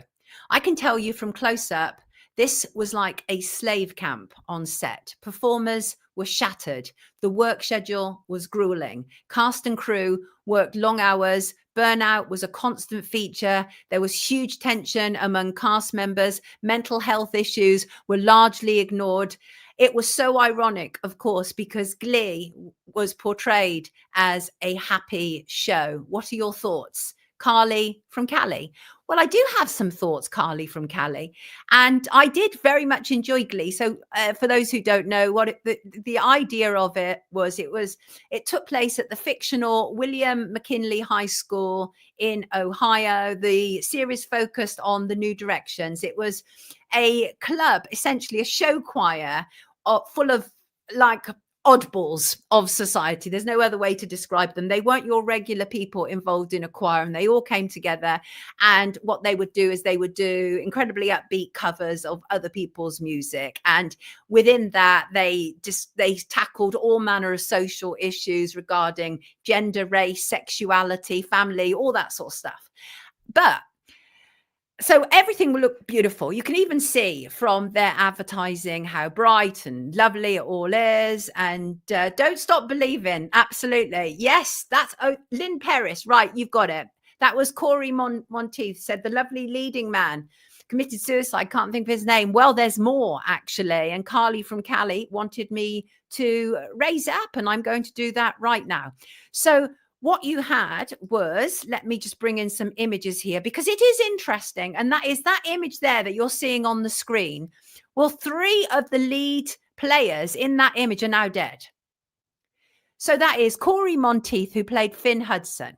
He was one of the show's main leads, but in real life, he struggled with substance abuse issues since his teenage years, including on set. He had a period of sobriety. He relapsed and died on July 13, 2013 at the age of 31. His death actually occurred while the show was still airing. His character was then memorialized in a tribute episode titled The Quarterback. Then you have the guy in the middle, Mark Sarling. He played Noah Puckerman, and he was Corey Monteith's on-screen best friend. So these are the lead players. And after the show ended in 2015, he was arrested for possessing child abuse images. He later pleaded guilty to the charges, and he was said to have died by suicide on January the 30th, 2018 at the age of 35. And it was a few weeks before the scheduled sentencing of his crimes. So that was 2 of them. I see somebody swearing in our comments. We cannot have that sort of language, people. You can't be swearing in our comments like that. You see, this is how psycho some people are, right? This is how psycho some people are, that they come in and they're anonymous and then they start swearing, and they're swearing about the story that we have just covered, right? About the man and wife in Iran, and calling them vermin and all manner of stuff. This is not nice stuff. You need to go and get a psychology test. Sort your life out, kid. That's what you need to do. Okay? That's what you need to do. You don't want to know. You don't want to know, Maisama. I'm sorry I can't find it, actually. Seems to have disappeared. I did like it. There was a lot of cringe, but then there was Naya Rivera, who played Santana Lopez. very, again, lead character, popular cast member. She was on a boating trip with her 4-year-old son, Josie, at Lake Piru in California in July 2020. Her son was found safe but alone on the boat. Her body was recovered 5 days later on July 13, 2020, which coincidentally, although we don't believe in coincidences around here, happened to be the anniversary of Corey Monteith's death. Right? Her death was ruled an accidental drowning. Officials suggested she had used her last ounce of strength to push her son back onto the boat. Weird stuff. And for Carly to be saying that it was really weird on set, and I just feel that this probably to a degree is, well, I think there was a lot of stuff going on there. First of all, they were turning out a lot of stuff very, very quickly. And I think that was problematic. It always is problematic, these high pressurized environments. But I'm not entirely convinced about Naya Rivera's death or how that happened or what that was about. Do you remember this, Nikki? Do you remember? Yeah. Hollyweird propaganda machine eats up lots. It certainly does. Hollyweird is satanic. So I think the point is, Carly just wanted me to kind of remember that. And Glee ran from May 2009 to March 2015. What's going on? You need to look at the people that produced the show, all the directors, etc. Exactly that. But I saw that email from Carly and I thought that's interesting. I'm just going to make a brief comment on it, but I want to go into who was really on set, what was really going on. And the reason I say that is because we know now there have been real problems, okay? Nickelodeon, as one example, which was a TV channel, I think it still exists, absolutely full of predators. And look at what the results of it. You have somebody like an Ariana Grande. She's not okay. If anybody, Ariana Grande came through the whole kind of Nickelodeon setup, and anybody see any of the press rounds of Wicked for Good, and you know that Ariana Grande is not okay. She's not functioning okay. Yes, Christine, I think there's a lot of child abuse going on. Dear God, who is this? I'm not going to give you a name, but I'm going to get rid of you because your language is disgusting. Right. Your language is disgusting. Going on about Lucy Letby and the husband and wife. There are psychopaths that sometimes gravitate. This is the thing, is that when you're light, you are going to get moths, right? Anyway, so I think it's interesting, but I think that what's been going on in Hollywood for a very, very long time, and certainly to do with young people, is a story that we've yet to fully understand. I think that there have been lots of distractions. In some respects, I do think that while it was necessary, the Me Too era was really important. I think it also distracted away from potentially more serious crimes as well. Pretty much like Jeffrey Epstein. I always talk about the whole gatekeeping that existed around Jeffrey Epstein, about the story that we were sold was about teenage girls who were given massages, which is horrible. And I hate it. But in the mind of the public, it's not as bad as what was really going on there or what was potentially going on there. And I think it's probably the same thing with a situation like Glee, is we had these 3 very public situations for leading cast members, but what was going on in the background? And Synchronized Soul, Ariana really does seem like she's now mind controlled. Her and Cynthia Erivo, they give me the creeps to watch them. There's something really, really wrong with them. And it concerns me. Really weird stuff. Yes, Lynn, absolutely. And it's awful stuff. And Ariana I saw that where Ariana was talking about have her mind erased. Well, that is absolutely, I mean, that is literally brainwashing, isn't it? And she said that in an interview. She talked about it. They talk about it. There's this whole big thing at the moment, by the way, that they're all Hollywood celebs are loving, is the whole blood filtering thing. Simon Cowell keeps banging on about it. Reminds me of adrenochrome, but they're all into it at the moment. And Simon Cowell, who does not have the face that he was born with, is a leading purveyor of blood filtering. So there's stuff that goes on in Hollywood, Carly from Cali, that I'm sure is absolutely repugnant and repulsive. And I don't think we've even seen the half of it yet. Talking about which, you know, Christmas, right? That time when they wheel out family value entertainment, including movies. And I have to start to wonder now, what have they got away with under the banner of family entertainment? And I asked that because over the weekend, I had a spare moment and I sat down in front of the fire and it was just so lovely. And I was like, I want to watch a traditional family movie. And I started to go through the channels to see what there was. And I found this one, Uncle Buck. I loved this movie, right? A 1989 American comedy film written and directed by John Hughes. It starred John Candy in the lead role. Very crude uncle. The mum and dad had to go away because the mum's dad had a heart attack and the 3 children needed to be babysat. So they brought in their crude uncle, John Candy, who was Uncle Buck. And I never realized how much sexual innuendo there actually is in that movie, right? Because we're absolutely sold that the idea that it was heartwarming, almost Christmassy, good family stuff, good family entertainment. But do you know how many sexual references and overt sexuality there is actually going on, which I didn't necessarily notice back in the 80s, but I certainly do now in 2025. And that's what we've grown up on. There's so many crude suggestions. At one stage, you have Uncle Buck who's trying to load a washing machine and the randy neighbor can hear him in the next room. And he's saying things like, let me shoot my load in you, which nobody says to a washing machine, by the way. And if you do, there's something wrong with you. There's all manner of really weird stuff around the teenage daughter getting pregnant and stuff. And it really made me think, we've grown up on all of this and it's been normalized in the same way as what Rob and Joe were talking about the normalization of things.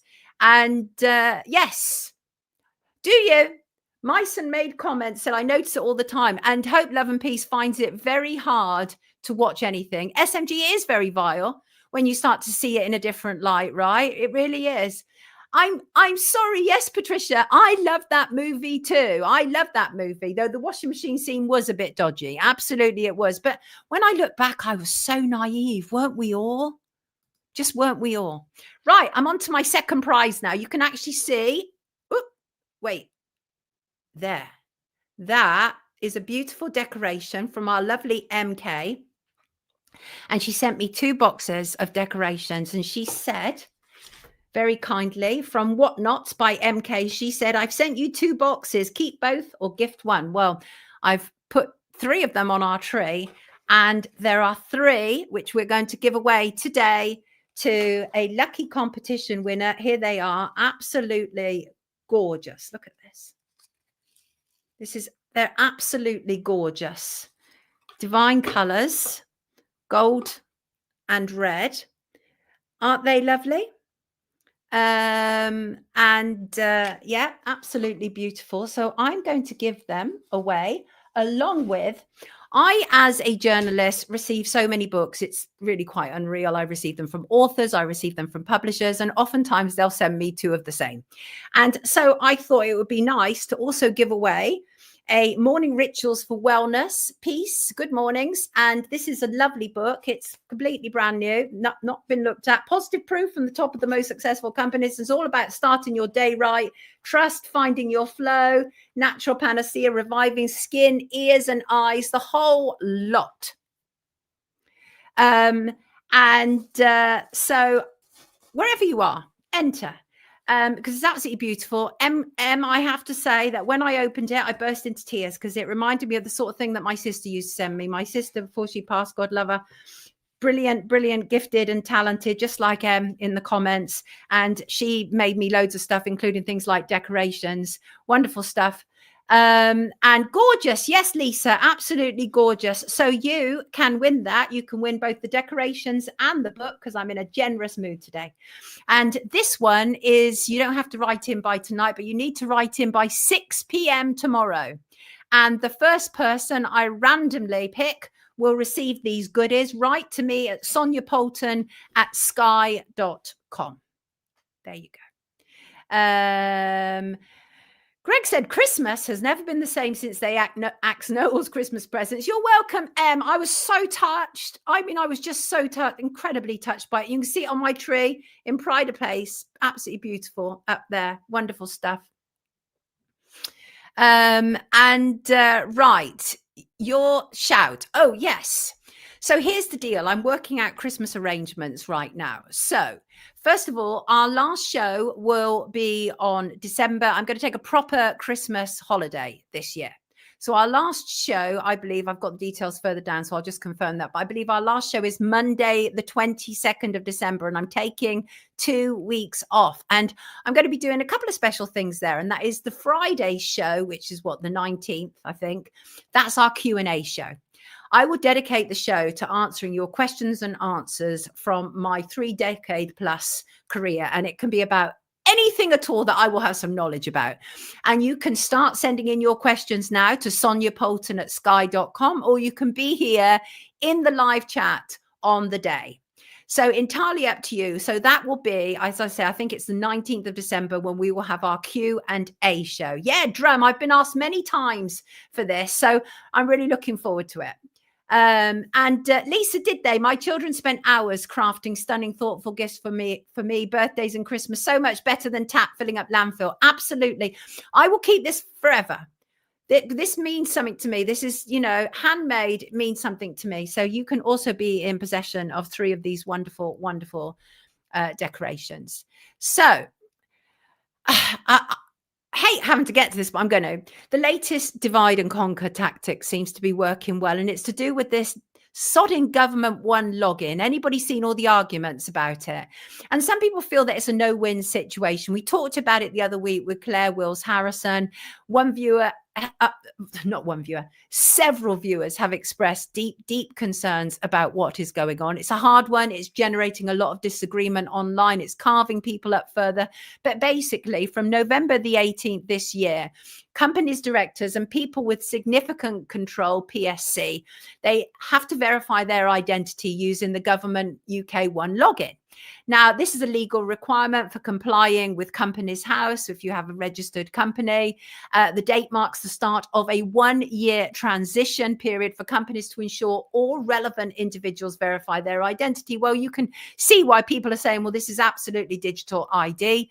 And obviously, it is problematic in many respects. But what do you do if you're a company? You can't just crash your company, because what they're doing, obviously, is they're creating a system whereby if you're not tapped into the system, you're outside of it and you can't have any of the benefits of it. Now, obviously, one of the things that has been proffered up by a number of people is to use an authorized corporate service provider, an ACSP. So if you don't wish to upload details about yourself, including your identity, you can use an authorized corporate service provider, such as an accountant or a solicitor. That's a possibility, but I'm not sure if that's going on indefinitely. That might only be part of the 1-year transition period.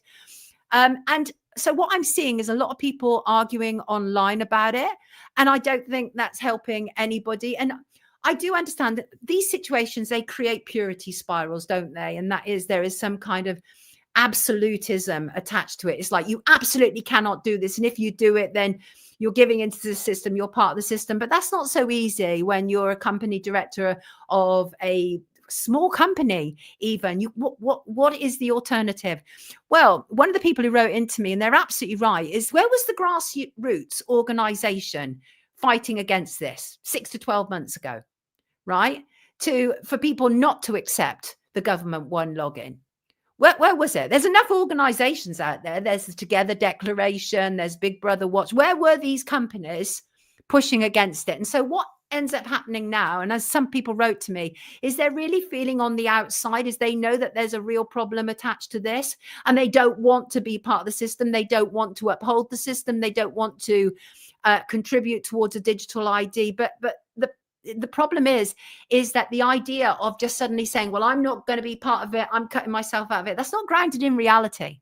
People have to live. People have to still function throughout this. And there are so many issues with this government one login. There's cybersecurity issues. There's data protection issues.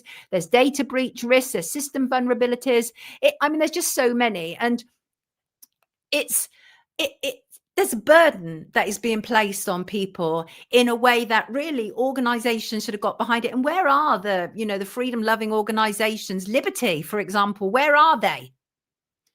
Where are they? Lawfare at all levels is an ever-increasing weapon. Yes, It really is. So I'm really feeling sorry for a lot of people. There's lots of different schools of thought going on out there, including from writer Francis Leader, including from Claire Wills Harrison. And my concern is that this is the latest issue to divide people, because many people who are clued up are being coerced and forced into this situation. A massive campaign absolutely should have started. But the question also next is, what are the bigger awake companies and organizations going to do? Such as, for example, what's like Iconic going to do? What is UK Column going to do? What are these organizations that are part of like alternative media? What are they going to do when they are being coerced and forced into this situation? So I'm really interested. Let's see above the clouds. What's this say? My husband is an accountant involved in his own and other people's companies. He employs 125 people. What choice does he have? And exactly that. Exactly that. And honestly, I get it, Alien, saying you must draw the line like the facts. But if only it were that simple. This is people's livelihoods. This is, as our viewer just said, this is 125 people relying on that individual. It's a problem. It's a real problem, and very painfully so. It will be on it. It will be anyone on any form of benefit or pension who would need digital ID next. People won't be able to afford not to register. And that is the reality. That's where we are. And B, Fiona Rose Diamond is doing another digital ID protest in London on Saturday, December 13th. She is indeed. But we need to pick our battles, people. These kind of purity spirals will not help anybody. Will not help anybody. So, and folding business is not an alternative for many people. So if anyone is out there with a good practical answer about what can be done, please let me know. Please let me know. Right. Shout out to our Shug in the comments. Shug has, I said last week, Shug, to send me links to your new channel, and you have a new channel, and the channel is In Search of Clarity on Rumble, not on YouTube, I don't think, Shug. And I think I've already put a link in the description to it. And Shug is full of good common sense and very well-read individual. So I can only promote him, because why not? Right? Why not? Oh, it's not new, says Shug. Well, it's new to me, mate. So, yes, I can't log. What's this, Mel's? I can't log in at work without one login. I told boss I was getting rid of iPhone. He told me I won't be able to work there. That's what people are facing. Like on the real. They're on the front line. They're on the real. So sorry to hear that, Mels. But again, if anybody's got any practical solutions about a decent pushback, please let me know. Absolutely, please let me know. So Shug, more power to your elbow. Yeah, Shug is a wise man, Sent until. He is. I love his comments. Shug has been with us since Rise days. Absolutely. Right. Soldier got made redundant. Going to see my job coach at Job Centre later. Good luck with that, mate. We have had ID with national insurance numbers for 70 years, says Kevin O'Brien. No jab, no job. They're all remembering. They're all remembering. Thank you, as always, to our wonderful donators, to Adam and Claire, to Chris M, to Alan M, to Becky at Hound Dog, to JT.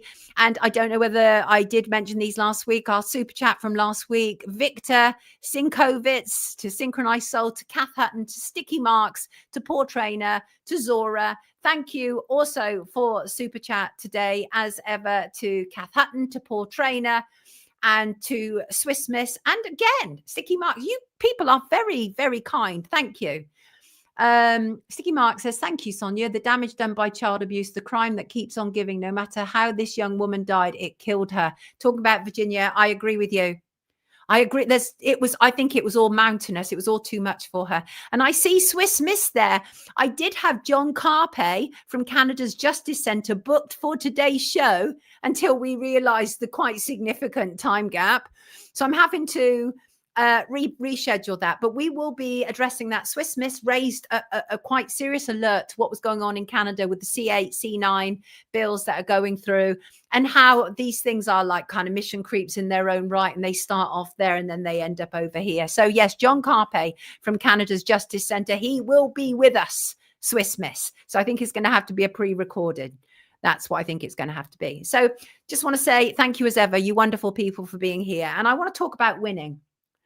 And what a weird one-dimensional concept. It really is, right? The idea is I win and you lose, or vice versa. But what if winning was really only a mindset, aside from the physical manifestation of it? What if it was a perspective, regardless of the outcome?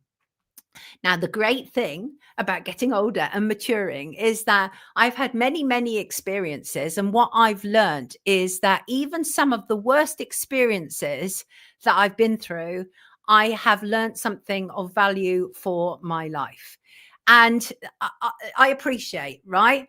I don't mean win in the classic sense, but I do see life as temporary.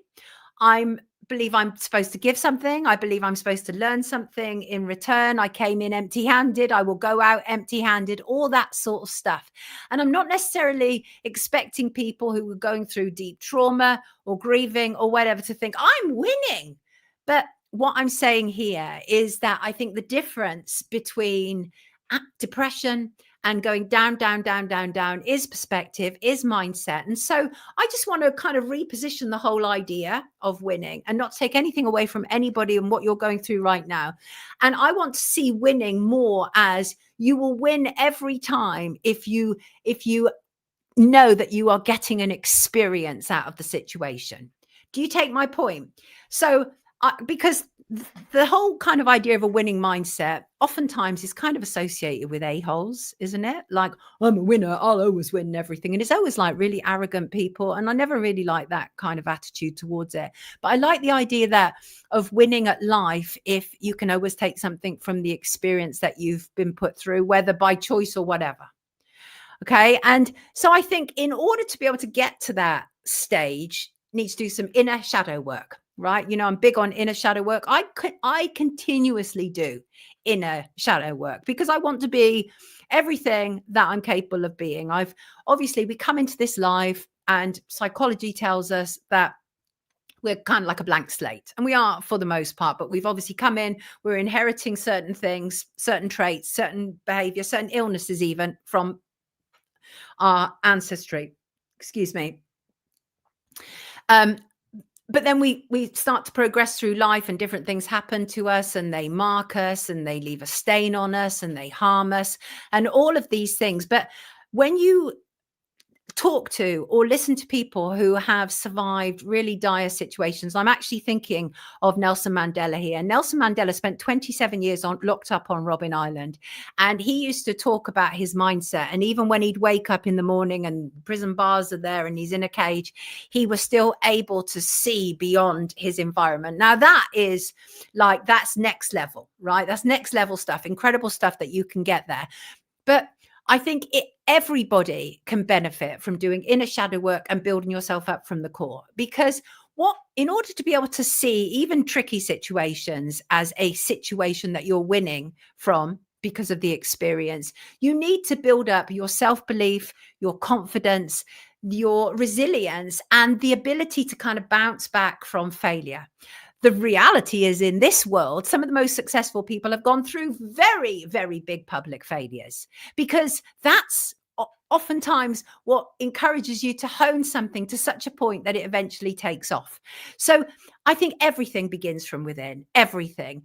And it's always helpful that if you're at the kind of start of your journey, in order to be able to see things as having a silver lining, then it might help if you set some kind of strategy for yourself that, like by the end of this month, I want to see things in this way.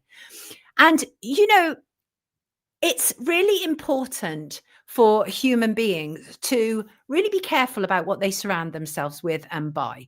Toxic environments are an absolute no-no, whether that is personal or professional.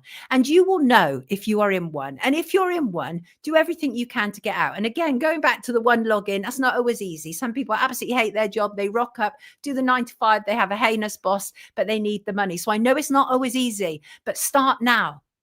Do not decide that this is your life. If you are unhappy, do not decide that this is your lot, right? You're born to win. You're born to, the fact that we're even born is a winning statement.